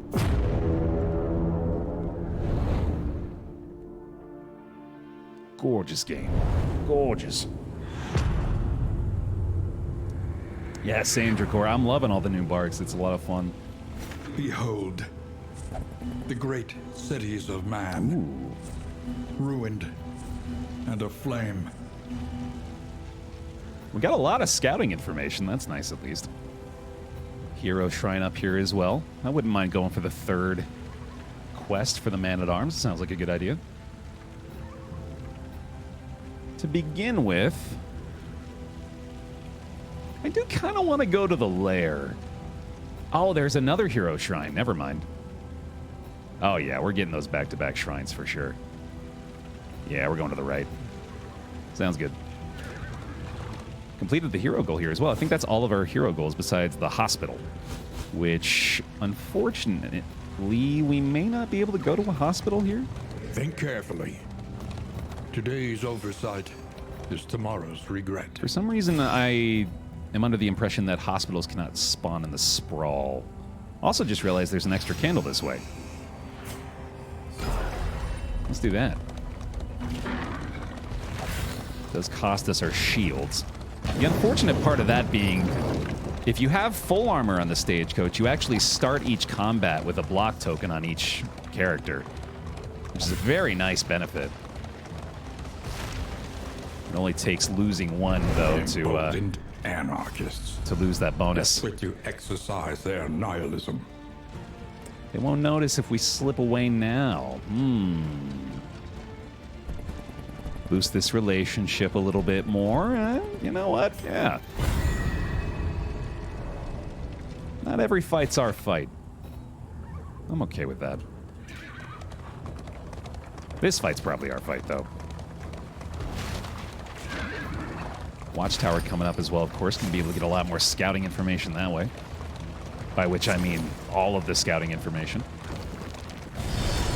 Yeah, that'll definitely be our fight. No avoiding this guy. Elite enemies this time, too. Oh, boy. And that will very abruptly introduce us and apply it judiciously to the concept of battle advantages. In some battles, the entire enemy party will benefit from a battle advantage. When present, you'll see the advantage icon on the top left of the screen. Mouse over it to see what it does. Low flame makes battle advantages more likely, so beware. So as you might have guessed, yeah, elite enemies, not really something we want to deal with. Plus 20% max HP and damage, and additional speed. Just trying to clear the guard token on the front liner there from the Watchdog, which of course does result in the riposte damage on Audrey, but manageable. Pop a glimmer here to get that torchlight back up to max, and see if we can start dazing folks. Tutorial Baer, that's me, baby. Our upgraded ounce of prevention, providing, as mentioned, the near impenetrable levels of resistance on our Highwayman, or sorry, on our Man-at-Arms. Highwayman gonna be popping the take aim again. This boy cannot be touched today. All about that dodge. How about Duelist one more time here? Taken down by half. A couple of riposts on the way. Now, her DOT resist is a little higher thanks to the ounce, but not as high as we'd like. Good God. Writ large. Crushing it. Okay. Can't heal, unfortunately. Not quite at the threshold there. I don't really feel like I need laudanum, so let's just kill that dude. Yeah. I like that play. Another murder, also acceptable. Early results are encouraging. So far, so good. Sadly, this is going to be right above the threshold for healing still, isn't it? Yeah, god dang it. Okay. Almost want to allow her to get hits somehow. I kind of doubt that's going to be a thing.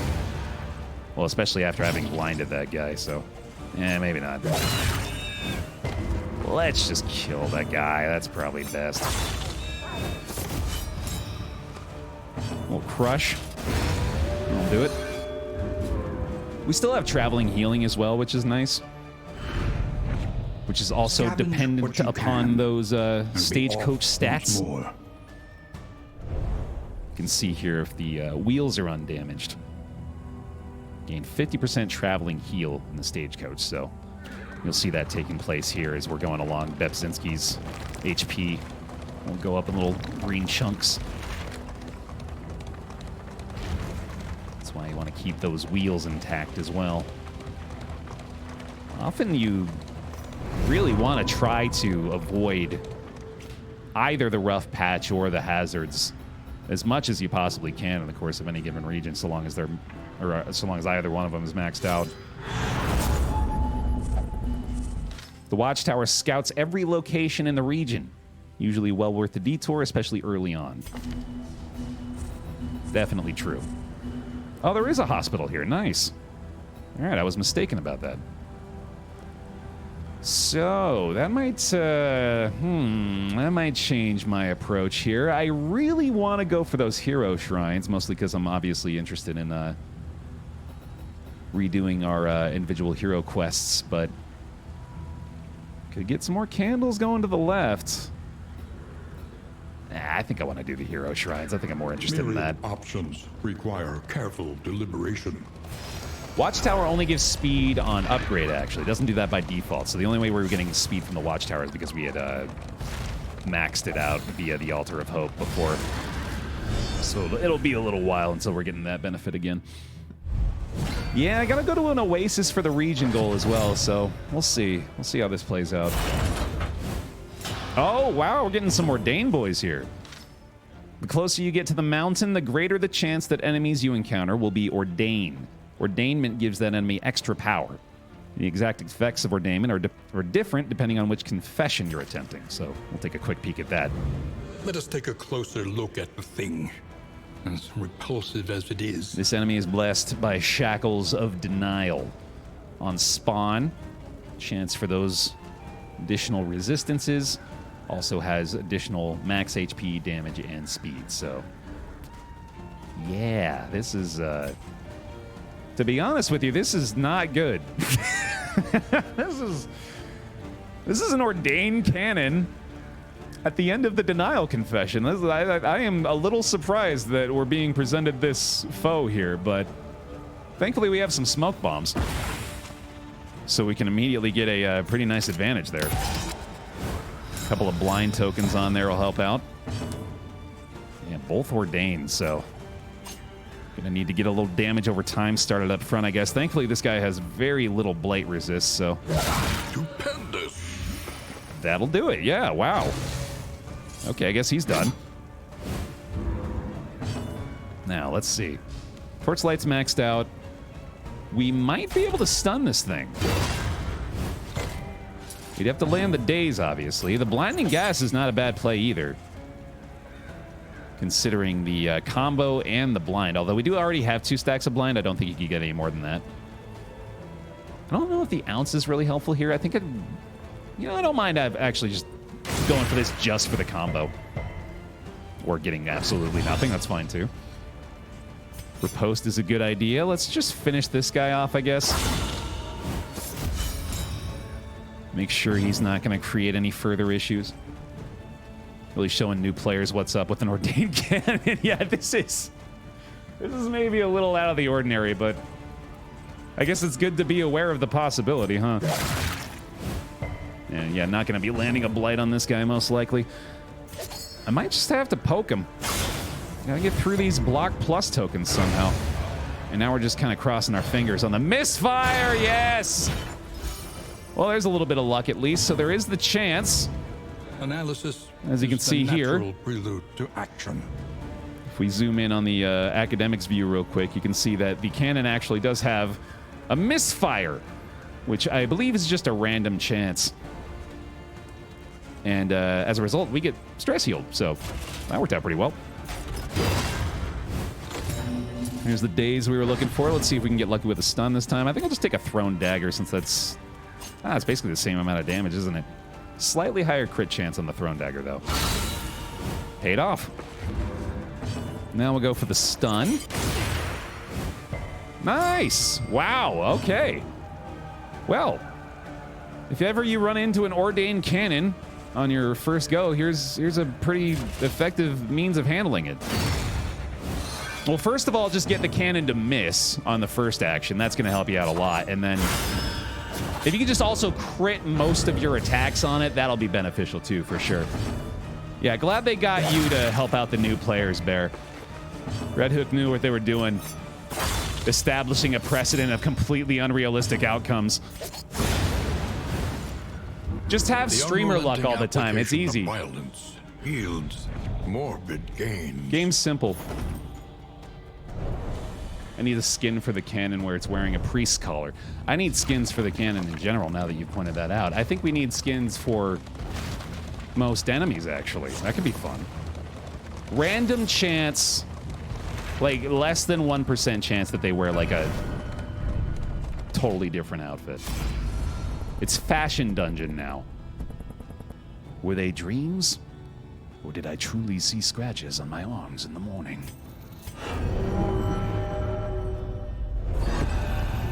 Chapter 3. One eye open. It was past her its prime. Ooh. Plus 1.25. Every night, the men of his regiment would interrupt his fitful convalescence. Mutilated and maimed, the spectral garrison clawed at his bed covers, whispering hateful truths in his ears. The exhausted attendants in the field hospital would wake to the sound of panicked screaming and inglorious sobs. It was not the war that had taken his eye. It was pride. Horrifying. Truly horrifying. But hey, a pretty outstanding reward. Retribution skill unlocked. One of his better skills at that. Generate 2 taunt tokens and 2 riposte tokens. Very nice. All right. Oh, hold on. Pause. Let's see.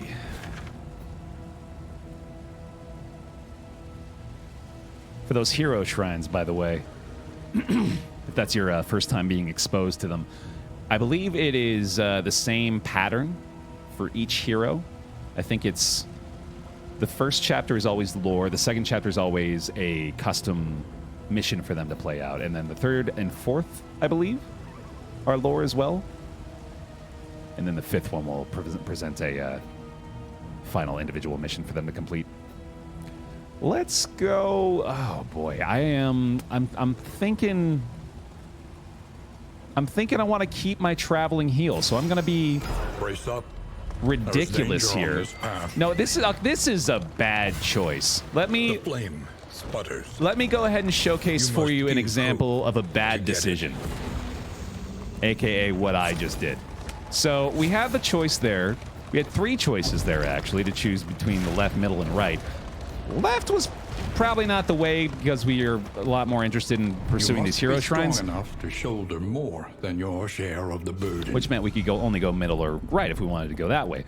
However, having chosen the right side path, I've now pretty much ensured An unexpected find. that we'll be reaching the maximum level of loathing here, and yeah, you'll see what happens.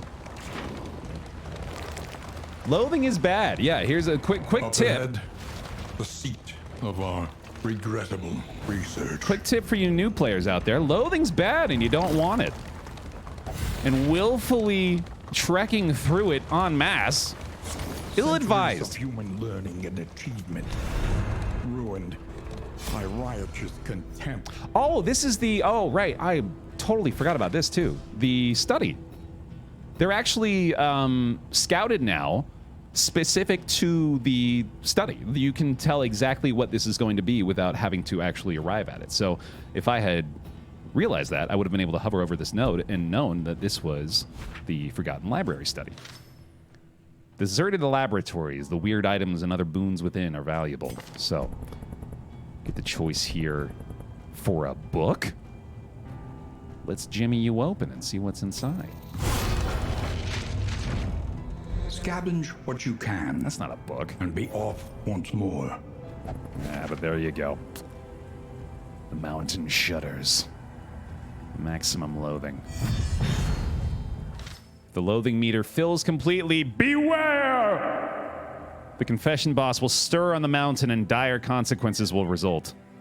In addition to an immediate negative effect that's different for each confession, the boss will also gain an HP buff that will make them tougher to defeat should he reach the mountain.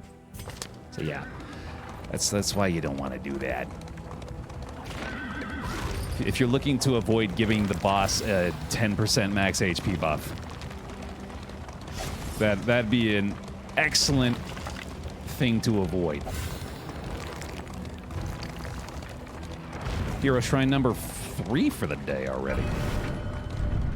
Cruising through the Man-at-Arms. I knew what waited for me back there, but I had no rank and they deserved rest. Chapter 4.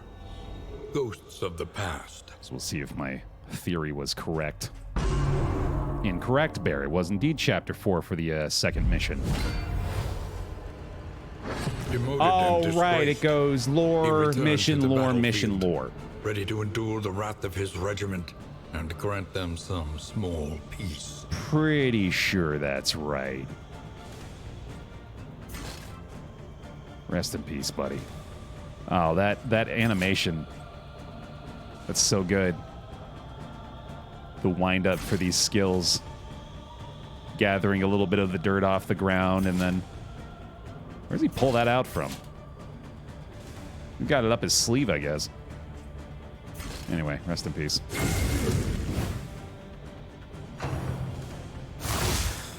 Can we get some, I know it's not going to have the same effect, but a little Baer F in chat if we could. In our Steam chat. For the souls of the Man-at-Arms fallen comrades. Anger of the fallen. 3 stress. Oof. Here, let's, which one's gonna go first? I guess I might as well finish you off, huh? Don't allow for the big time crit there, and then we can also do this to remove his and stun him as well. Stun resistance, do get a combo though. Seems like I could possibly melt down here, so I gotta be really careful. It's on cooldown too, shucks. Oh, I can get a self-stress heal, but the condition is blocked. Requires a grave. Gotta have a combo on the grave. It's kind of weird. Okay. Oh, triple damage on the combo target, right. Okay, that's what we need to be doing, I see. Well, okay. I might have screwed this up, actually. I think I misremembered how to play this one. Oh, okay. That's going to increase my odds, I think. We do have this. Oh, I could do this as well. Yeah, let's go ahead and take that stress heal. This should... Oh, it's going to leave the corpse, all right. Or leave the grave, I mean. Thought it might get rid of the grave. Go for the stun there. All right, I think we're good. Yeah, I thought maybe we might melt down, but I think we got it. Good stuff. So yeah, we can take another stress heal here too, just to make sure. Just to be safe. Pour one out, buddy. All right, easy peasy.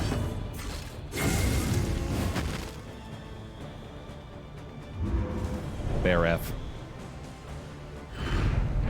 At last, he would sleep undisturbed, and perhaps find some comfort in that murky abyss of dreamless wonder. Courageous Abandon unlocked. A skill that, to be honest with you, gets very limited use. As you can see, limited to the front rank as well, so... contributing heavily to that. All right. Moving on. Might as well use that last glimmer, too. Oh, we have got a full stagecoach, though. Shoot. I think I'm going to go ahead and dispose of the Trap Maker's kit. Might get rid of this Dark Impulse as well. I don't think we need that. Although, to be honest with you, I should probably just go ahead and equip this. Especially where we are. Yeah, I don't know why I haven't done that, actually. 50% additional burn resist. There is a small trade-off there where she gains stress if she's burning on turn start, but that's probably fine. In fact, let me go ahead and equip these just to make sure that doesn't become a problem for her. All right.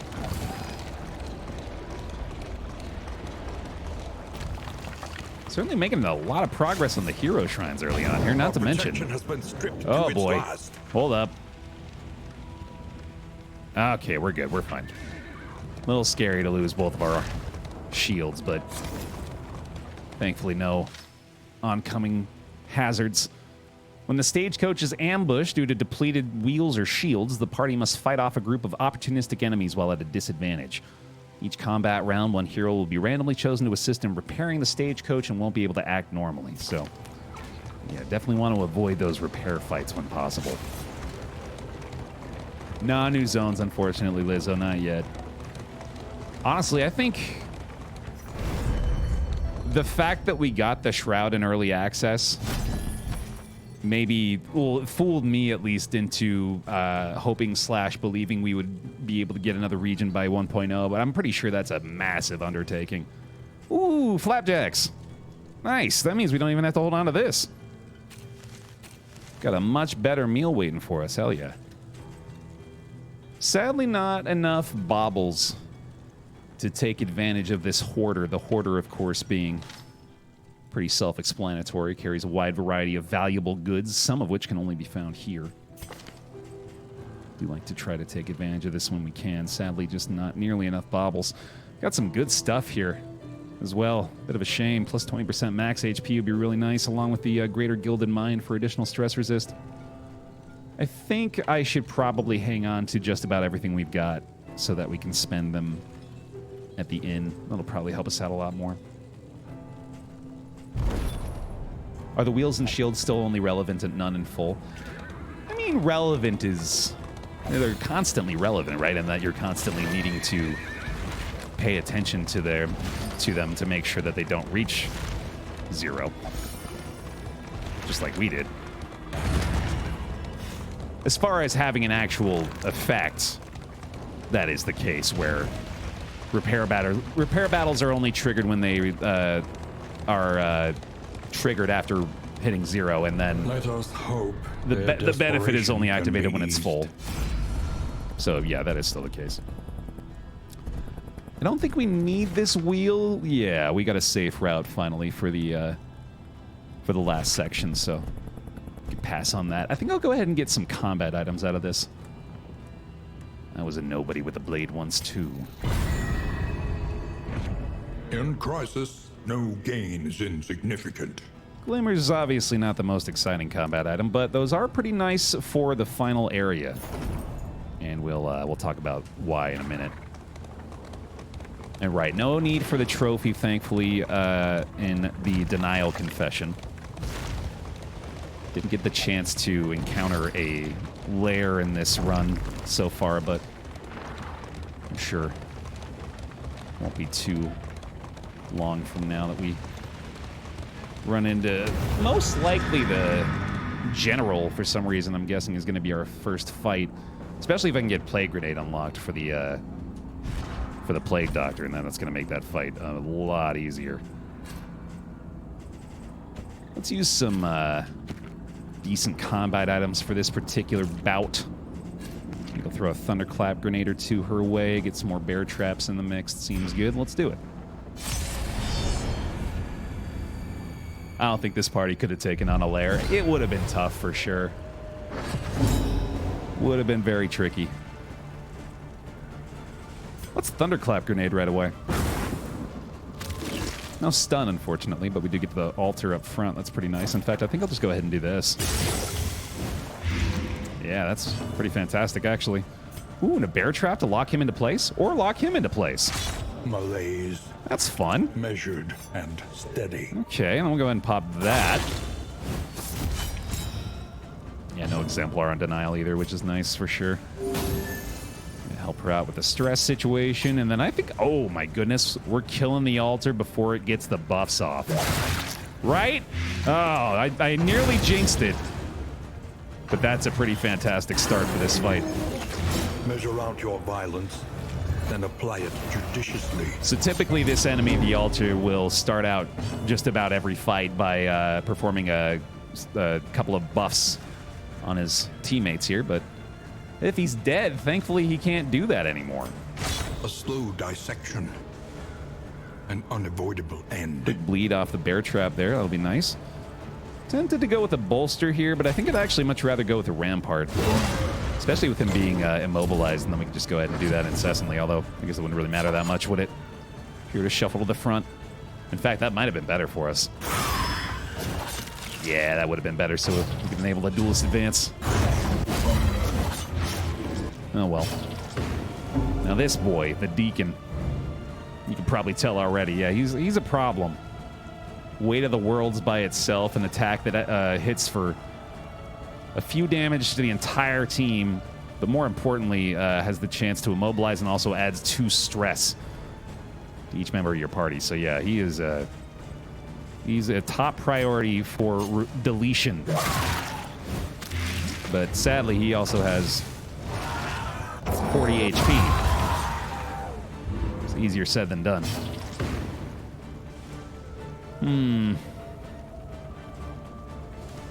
Did Ounce at some point add stress resistance? Am I making that up? I think I'm confusing it for when it was in its form where it did stress healing on everybody. Maybe it's one of the paths? I think it might be one of the paths that adds stress resistance to Ounce. I'm getting way into the weeds now, though. Just a couple regions deep here. Yes, we're actually on our first proper confession run here in Denial. It's the physician path. That's the one, right? Thank you. Yeah, and we don't really need to stress that right now. That's for a later bear to talk about. Boy, I'm thinking I probably want to go ahead and heal him up. This is looking a little worse for where that's death's door, potentially. Pretty likely, in fact. And then the DOT kills him? Okay. Can't stress you out when he's dead. Is gone. Let it die. And a heck of a reward for this. Wow. Okay, first of all, the Greater Heartseeker by itself. Plus 10% crit chance. Flat benefit. Outstanding trinket. Also, the Wounding Words. So here's our first example of an unforgettable trinket, something that requires being paired with the Dark Impulse item in order to equip.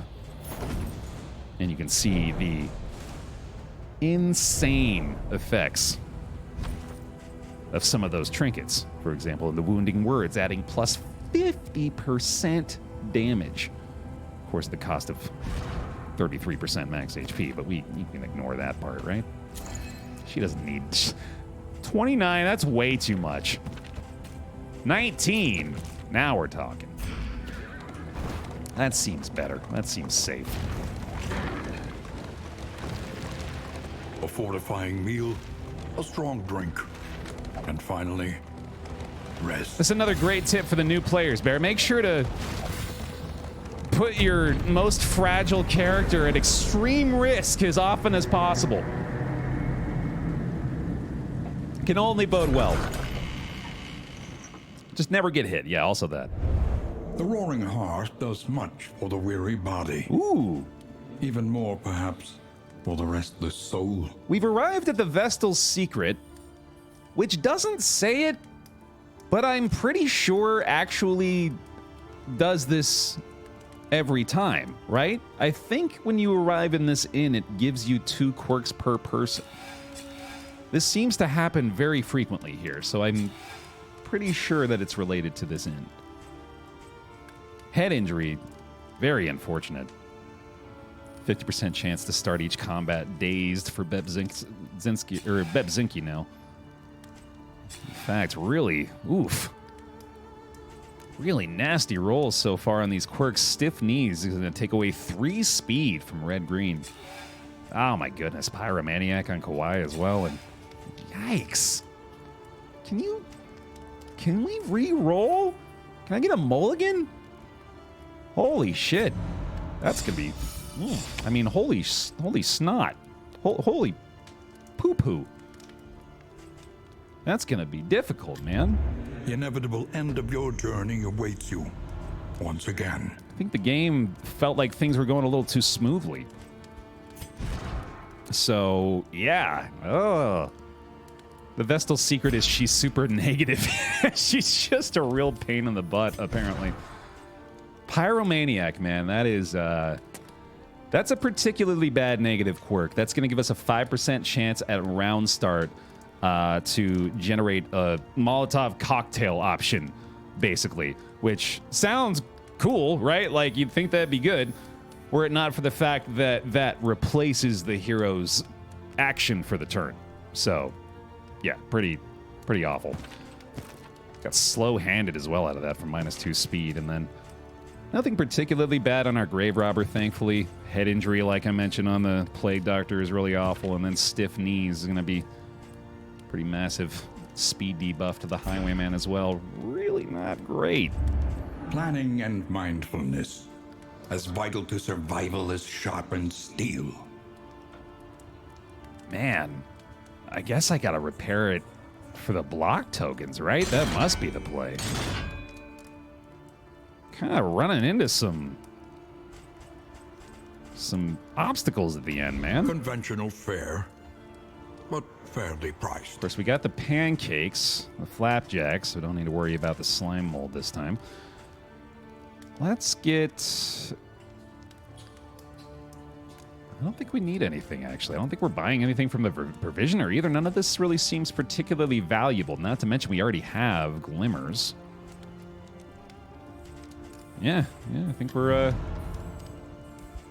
good. Let's give him some flapjacks. Those look delicious, by the way. I didn't really notice, or I didn't really pay attention to it when we could see them. I'm sure they'll give us a new stack. We gotta get celebratory flapjacks to enjoy with the victory.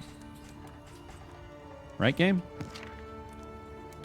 I think I'll save the thunderclap grenade and the smoke bomb. Bear trap's probably worth using. All the glimmers will be for the very end. And there's that for you for fun. Just add him an extra 5% chance to generate a dodge token at the start of each round from the speed bag. And let's go mastery. The means of mastery. Not so easy without all the unlocks. I'm realizing that for sure. I'm realizing just how many of those unlocks I relied on a regular basis. Seems like Absinthe is a good way to go here. Turn these into dodge plus tokens to hopefully increase her survivability a little bit. And let's go with probably the Rampart and the Crush are the safest plays here. Oh, Retribution, right. Yeah, I completely forgot we unlocked that. Awesome. Yeah, we gotta upgrade Retribution for sure. Add 2 block tokens and along with the Taunton Riposte, and then I think we'll just go with the Rampart, right? Yeah, that seems good. Seems good, dude.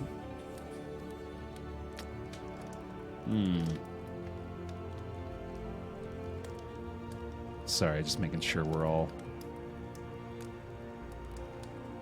smooth for the stream stuff as well. Has the Steam stream been smooth for y'all? Just making sure.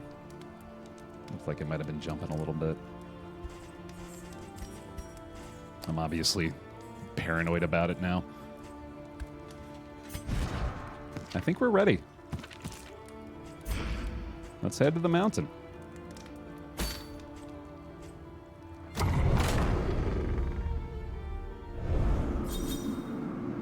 Steam stream has been buttery. Oh, that is wonderful to hear. Very good. We get our first relationships. This is exciting. Whenever resting in an inn, there's a chance that relationships will form between heroes. Relationships can be positive or negative. The chance of relationship forming is determined by the hero's shared affinity. Oh, there was a lot more to that. Hold on, sorry. Where'd that go? There we go. Relationships infuse hero combat skills with blessings or curses. Even more important, heroes will sometimes act on their own to help or hinder their relationship partner. Yeah, that's very nice. Positive relationships grant each involved hero a blessed skill. When used, this skill will benefit the relationship partner. Negative relationships curse one skill on each hero. When used, curse skills negatively affect the relationship partner. Curse skills also locked onto the hero's equipped skill bars, reducing that hero's tactical flexibility. So there you go. See if we can hopefully get some positive relationships today. Yes, indeed. Tried and tested. A bond to be counted on. That's really good. Wow. On each use, Crush will now add a strength token to our Highwayman. Phenomenal. Tracking Shot will add strength to the Man-at-Arms as well. Okay. That's not great. Cruelty and callousness have claimed dominion here. Unfortunate. All right, so we got 1 blessing and 1 curse. This will mean the Take Aim and Ounce of Prevention are cursed on the Highwayman and Plague Doctor, respectively. Thankfully, the curses were applied to skills that we already had equipped. Furthermore, they're not that bad.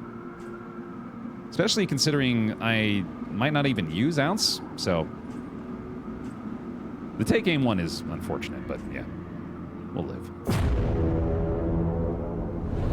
In before he doesn't live. Well, we may not be on Twitch today, but that doesn't stop us from utilizing the power of the Baer roll. At last, the great cigarette. Temple of failure and regret. Which we're going to need in abundance here in the Steam chat today in order to power our inevitable success to the foot of the mountain once more. As we've arrived here in one of the best regions in the game. And again, Baer, don't forget, people may not have seen this before. Take a second to imagine how beautiful this must be for them. I know, right? Look at this game. It's so good looking. Look at that snow effect. Ripping across the screen. Oh my goodness. Beautiful, Baer. Beautiful. Yeah, they've really touched up this area quite a bit, and it's a great effect. Big fan of the way this looks now. Emptiness and dissolution have wormed their way into the world. No tokens off combat start this time, unfortunately. We'll just have to go with our own strength and ambition. God dang it. Good enough for me. Not ordained this time. Kind of surprising. Usually expect to see the cultist ordained by now. I'll take it. Try the smoke bomb there. No luck. It looks like I might actually be able to... Oh. Started to say I might be able to kill the altar prior to the buffs again, and then I realized it's acting immediately after that.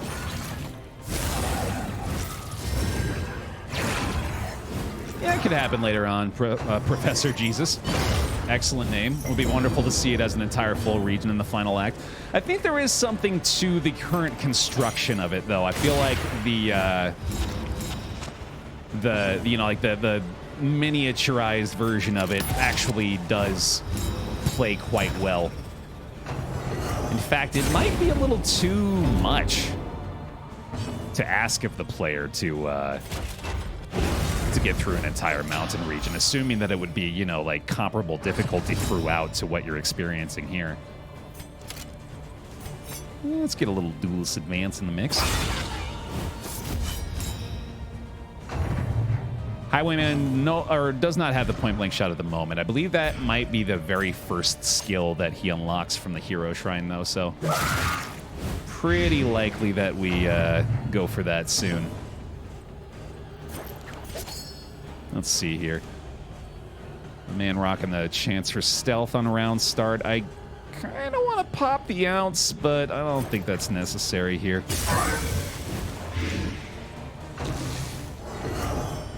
A full region of only cultist exemplars back-to-back. I mean, we had... Lest we forget, we actually had that as reality for a little while. Early results are encouraging. Back in the day, and you knew folks that are ignorant to the exemplar experience. Don't worry, you'll have your time. But just be grateful that you never had to deal with the back-to-back exemplars, man. That was... Yikes. Yeah, they fixed that real quick. They very quickly learned the error of their ways with that one. Speaking of errors, ooh boy, that stress. Getting up there, man. I think let's go ahead and do this. Get a pip out of that. There we go. Okay. Tracking shot for the strength. Oh, strength and pyromaniac. Yeah. We'll see how that goes. Let's see what kind of damage we can look at with this thing, and then let's get a laudanum on him for sure. Comfort in company. Let's get the other DOT going. Why not? As that is lowered blight resistance as a result of the combo token. Firebomb for 2 to 5. Hit it. All right, now he's got every DOT. That's satisfying, at least. If nothing else. Ooh, I actually should have done an absent there, I just realized. This is... Ooh, great tracking shot utilization, though. Okay. Sort of brushed over that, but tracking shot got a lot of value out of that engagement. Ignored stealth, applied combo, target cannot gain dodge. And yet again, we get to take advantage of the additional piercing via combo, although I guess we can do that for both of these, can't we? Stupendous. Plus crit and death's door. Good God. The mind's grasp grows tenuous. Still not enough to prevent the meltdown. Yikes. Oh! I got the "Don't make me turn this coach around" achievement. That's well named. So there's our first meltdown. with an extremely unfortunate outcome. Man, yeah, they're trying to throw some curveballs in at the end. That's for damn sure. The Shattered Will quirk shows up. Minus 20% max HP. Combat start adds a weaken and vulnerable token and removes one positive token per turn. Oof, dude. Along, of course, with the additional meltdown chance. First meltdown of 1.0. Yeah, I guess it had to happen, huh? Even the greatest of threats. Can a skill be both blessed and cursed by different relationships? No. Only one or the other. Bear roll. Checking in our combat items again. Go ahead and equip some bandages, I guess. The laudanum. Let's get with the... Let's do the linens, I guess, there. Although, actually, I think we need glimmers, don't we? Yeah, we need glimmers. Whoa, hold on. Oh, snap. There's only one cultist fight in the denial confession. I don't even remember reading that in the patch notes. Okay, cool. Just the one. So be it. I guess we're ready for the fight. Let's equip the Thunderclap grenade. I guess we're not using the glimmers this time. Which, oh, to make that point finally, the reason you bring these in here is to use in the second cultist fight, typically, in order to boost your light back up to as close to full as you can get, because, of course, having bright light in the final fight is a nice little advantage. I think we're ready. Oh, minus that. Yeah, let's go ahead and swap those. There we go. Let's do it. First boss fight, baby. Bear roll. Let's go. The Nightmare Gate is revealed. Beyond, only infernal nihility and non-existence. Baby. The mind must be freed of its self-imposed incarceration. Oh, boy. First of all, again, noticing updated artwork up here. Love it. It's the tiniest thing I know, but these look way better. Look at these compared to the early access version of these little icons. You'll agree. No ranged skills to start off with to begin the Denial boss fight, and the Padlocks get their first showcase today. The Latch of Regret. Padlock what can we Wasting. learn upon closer inspection? Shackle of Despair. This, of course, coming from the maxed out Loathing that we got earlier. And the Bolt of Lamentation. All right, so a little limited early on here, but to be honest, I don't mind starting with Absinthe, actually. Especially considering how vulnerable my Grave Robber is. Clearly, I would have liked to start off with some damage from her, but they gotta do what they gotta do. I kind of like Take Aim to begin with, actually. Sure. Again, since we don't have the range skills equipped, although I guess Duelist Advance has been his go-to. In fact, you know what? Yeah, let's do that. And I think we're more than likely going to start with the Latch of Regret, because I think our ability to melee is most important in this team. And that is the specific lock that this one provides. It's one of the biggest factors going up against this first boss is learning what locks do, or what lock has what effect. So, for example, the ranged lock comes as a result of the Bolt of Lamentation. Observe the subject carefully, and you will discover its weaknesses. And you can actually kind of tell just based on like the appearance of these things what they do. For example, this one. If you had to guess, what effect do you think that this padlock would have? I think you'll find you know more than you think. Why is this happening? This is strange.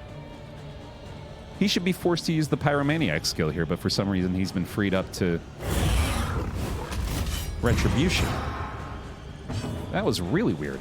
Oh, the range lock prohibited him from being able to utilize it, so he just got a free turn. Cool.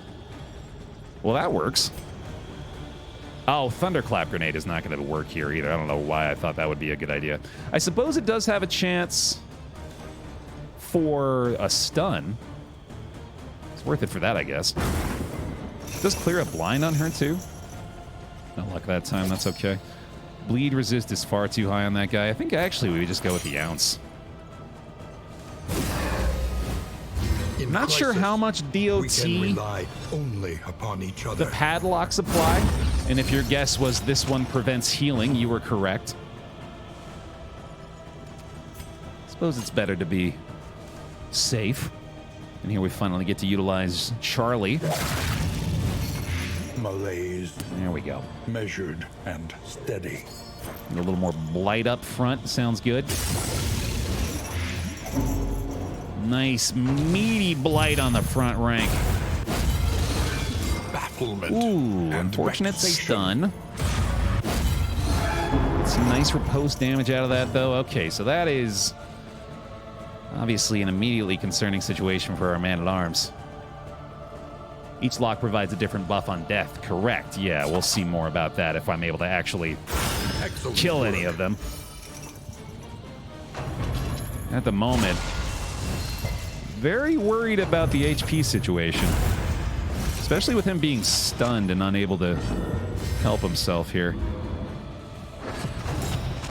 Ooh, that's nice. Does do denial of reach again. That's really unfortunate, man. Huh. I do get a little heal here at least. I should probably take that.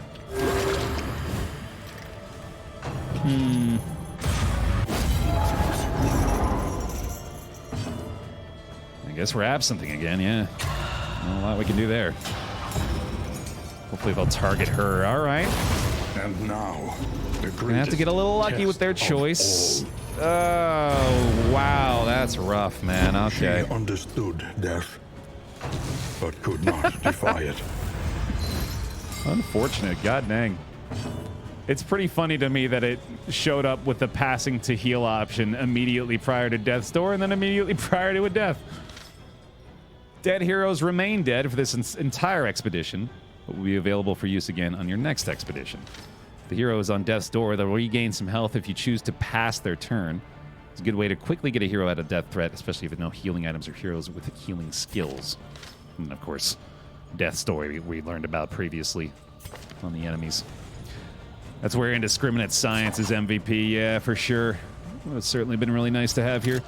What is kind of a nice trade-off for that is that the take aim is no longer cursed. So we'll take advantage of that, I suppose. Get Darkest Dungeon, yes indeed. I'll pop a bleed in the back there, and then, I mean, I might as well bolster still, although I suppose actually, yeah, no, I need to pass turn here for sure, even though it's... Well, no, that's going to result in a meltdown, actually, so... Oh no, this is a disaster, dude. I guess it's better than having literally no HP. There remains a foothold out of this mire. Chance for Resolute? Now climb. Wow! That's a shock. That shouldn't have happened. That is some full-on streamer luck right there. Cannot believe it. With Shattered Will in particular, an additional 20% meltdown chance. Still managed to be resolute. So, immediately healed, as you could see. Relationships took a nice little buff there as well. Not that that's really going to matter all that much. Bravo! Pretty outstanding, dude. And that is going to be enough from the DOT to get one padlock. It's 3v3, baby.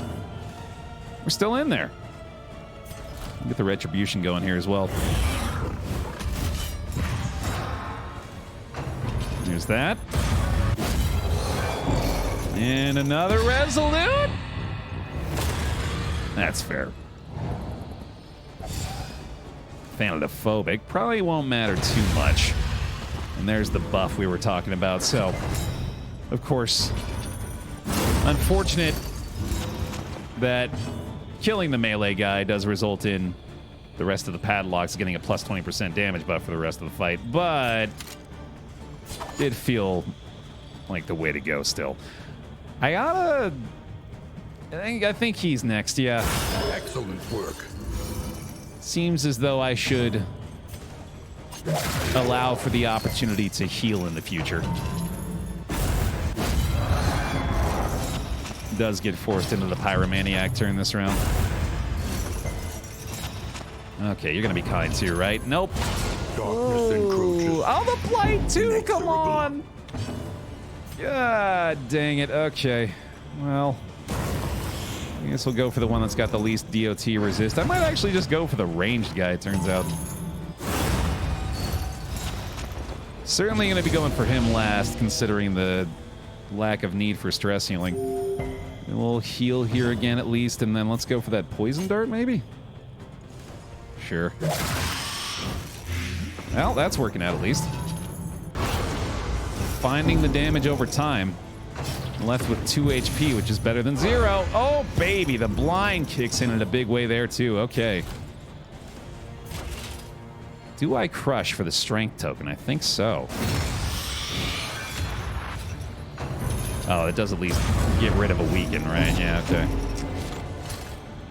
May not be enough. And again, no ranged attacks. Oh my god, and possibly a stun on the Grave Robber to boot, which to be honest, I guess is basically the same as her not... or her getting her action there. Cannot heal off past turn this time around, so I guess I'm just gonna have to get lucky on the take aim. This is not looking good. I'd go so far as to say this is looking bad. Yep. Another wound. Oh no. Oh boy. Do we bolster? I don't know if we even bother anymore. I guess we could do that. Yeah, that's probably better. Self-reliance is a rare and wonderful thing. Sure is. Wish I knew how to do it. Wish I knew what that was like. Come on, Audrey. Go!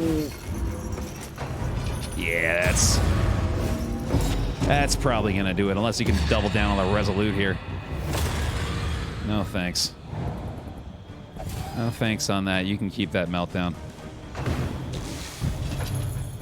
Yeah, I do believe we have reached our harrowing end. Teetering on that terrible precipice. This is to be expected, though. Pretty standard outcome for our first denial attempt. The fact that we made it this far is pretty satisfying. Exhaustion takes hold. Man-at-Arms says, "Don't you dare doubt me, Baer. I am the unkillable legend. It's not over yet." There remains a foothold out of this mire. Now climb. That's a great new Wainer, dude. That's outstanding. All right, well, dodges. Maybe we'll get absurdly lucky. Let's go ahead and crit. Ooh. There he goes. Overwhelming anguish indeed. The battlefield has claimed its due. Man. Grave Robber solo. I believe. The enemy weakens and wanes. Give me at least one more. Come on now. Just that one. Resolute? Resolute? Darn it. What exactly are we fighting to preserve? Our sanity, I thought, but I guess that's long Death gone. Comes for the rich and poor alike. Man. Well, all right then. Each milestone makes the next road just a little easier. A sort of expected outcome, I suppose. And hey, look at this. It's still a pretty nice candle reward. 46. That ought to get us a lot of unlocks. Let's go, maybe get the flagellant? Let's go see. I would very much like that. How many souls are lost forever in this lightless obscurity? We might not be able to actually unlock heroes yet. Oh, we can. Nice. Made us go to the working fields first for some reason, but now we can go everywhere. For example, to the Timeless Wood.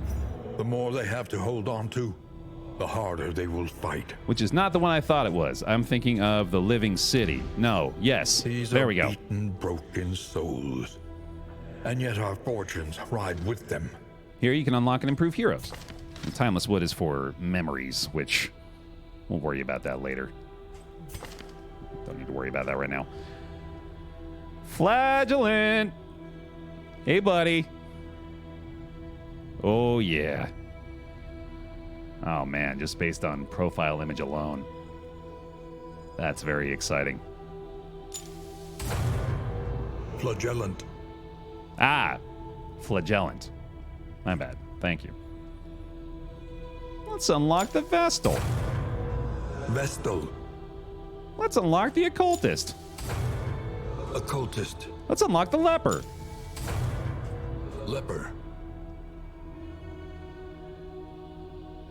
Hellion, Runaway, or Jester, Chad? What do you think? I'm torn. I think I'm leaning toward my. He brings the levity, you know. He creates some good vibes. I'll do that. Jester. Funny guy. Yeah, that's the one. All right, and then we will spend our remaining 6 candles in the working fields and see if we can't find some decent stuff here. A welcome advancement in Wow. the science of survival. That's interesting. That might inform our party composition for this upcoming run. A drop of sanity Ooh. in a sea of madness. Stone Mount converts block to block plus on turn end. Not bad, not bad. Very good for the Man-at-Arms, actually. Let's go for an item. Maybe get some new food. Every Leeches. twinkling That's not bad at all. recollection is another implement at our disposal. That is a great unlock. They upped the cost of candles for the Living City. Yeah, we haven't even looked at that. Or not the Living City, the Intrepid Coast. The day. We haven't even looked at the Intrepid Coast yet, man. Oh, the pet slot. Gah, I gotta do that. Yeah, we gotta do that next run, man. To recall a thing is to make it real once more. Gotta try to go for food, too. Whittling tool is not bad. -3 stress from this. Decent. All right, that's for the Intrepid Coast. And there we go. New Nice. instruments will help us diagnose the world's affliction and overcome it. Getting some really good unlocks early on here. And one more. Cool. All right. So this will more than likely wrap up our episode 1 of Darkest Dungeon 2 over on YouTube. We're going to keep going here live, of course, on Steam. But if you're watching over on YouTube, thanks so much for watching. Hope you enjoyed. Leave a like on the video as well. And look forward to a lot more Darkest Dungeon 2 content to come here on youtube.com/BaerTaffy. For now, thanks for watching. I'll see you in the next one.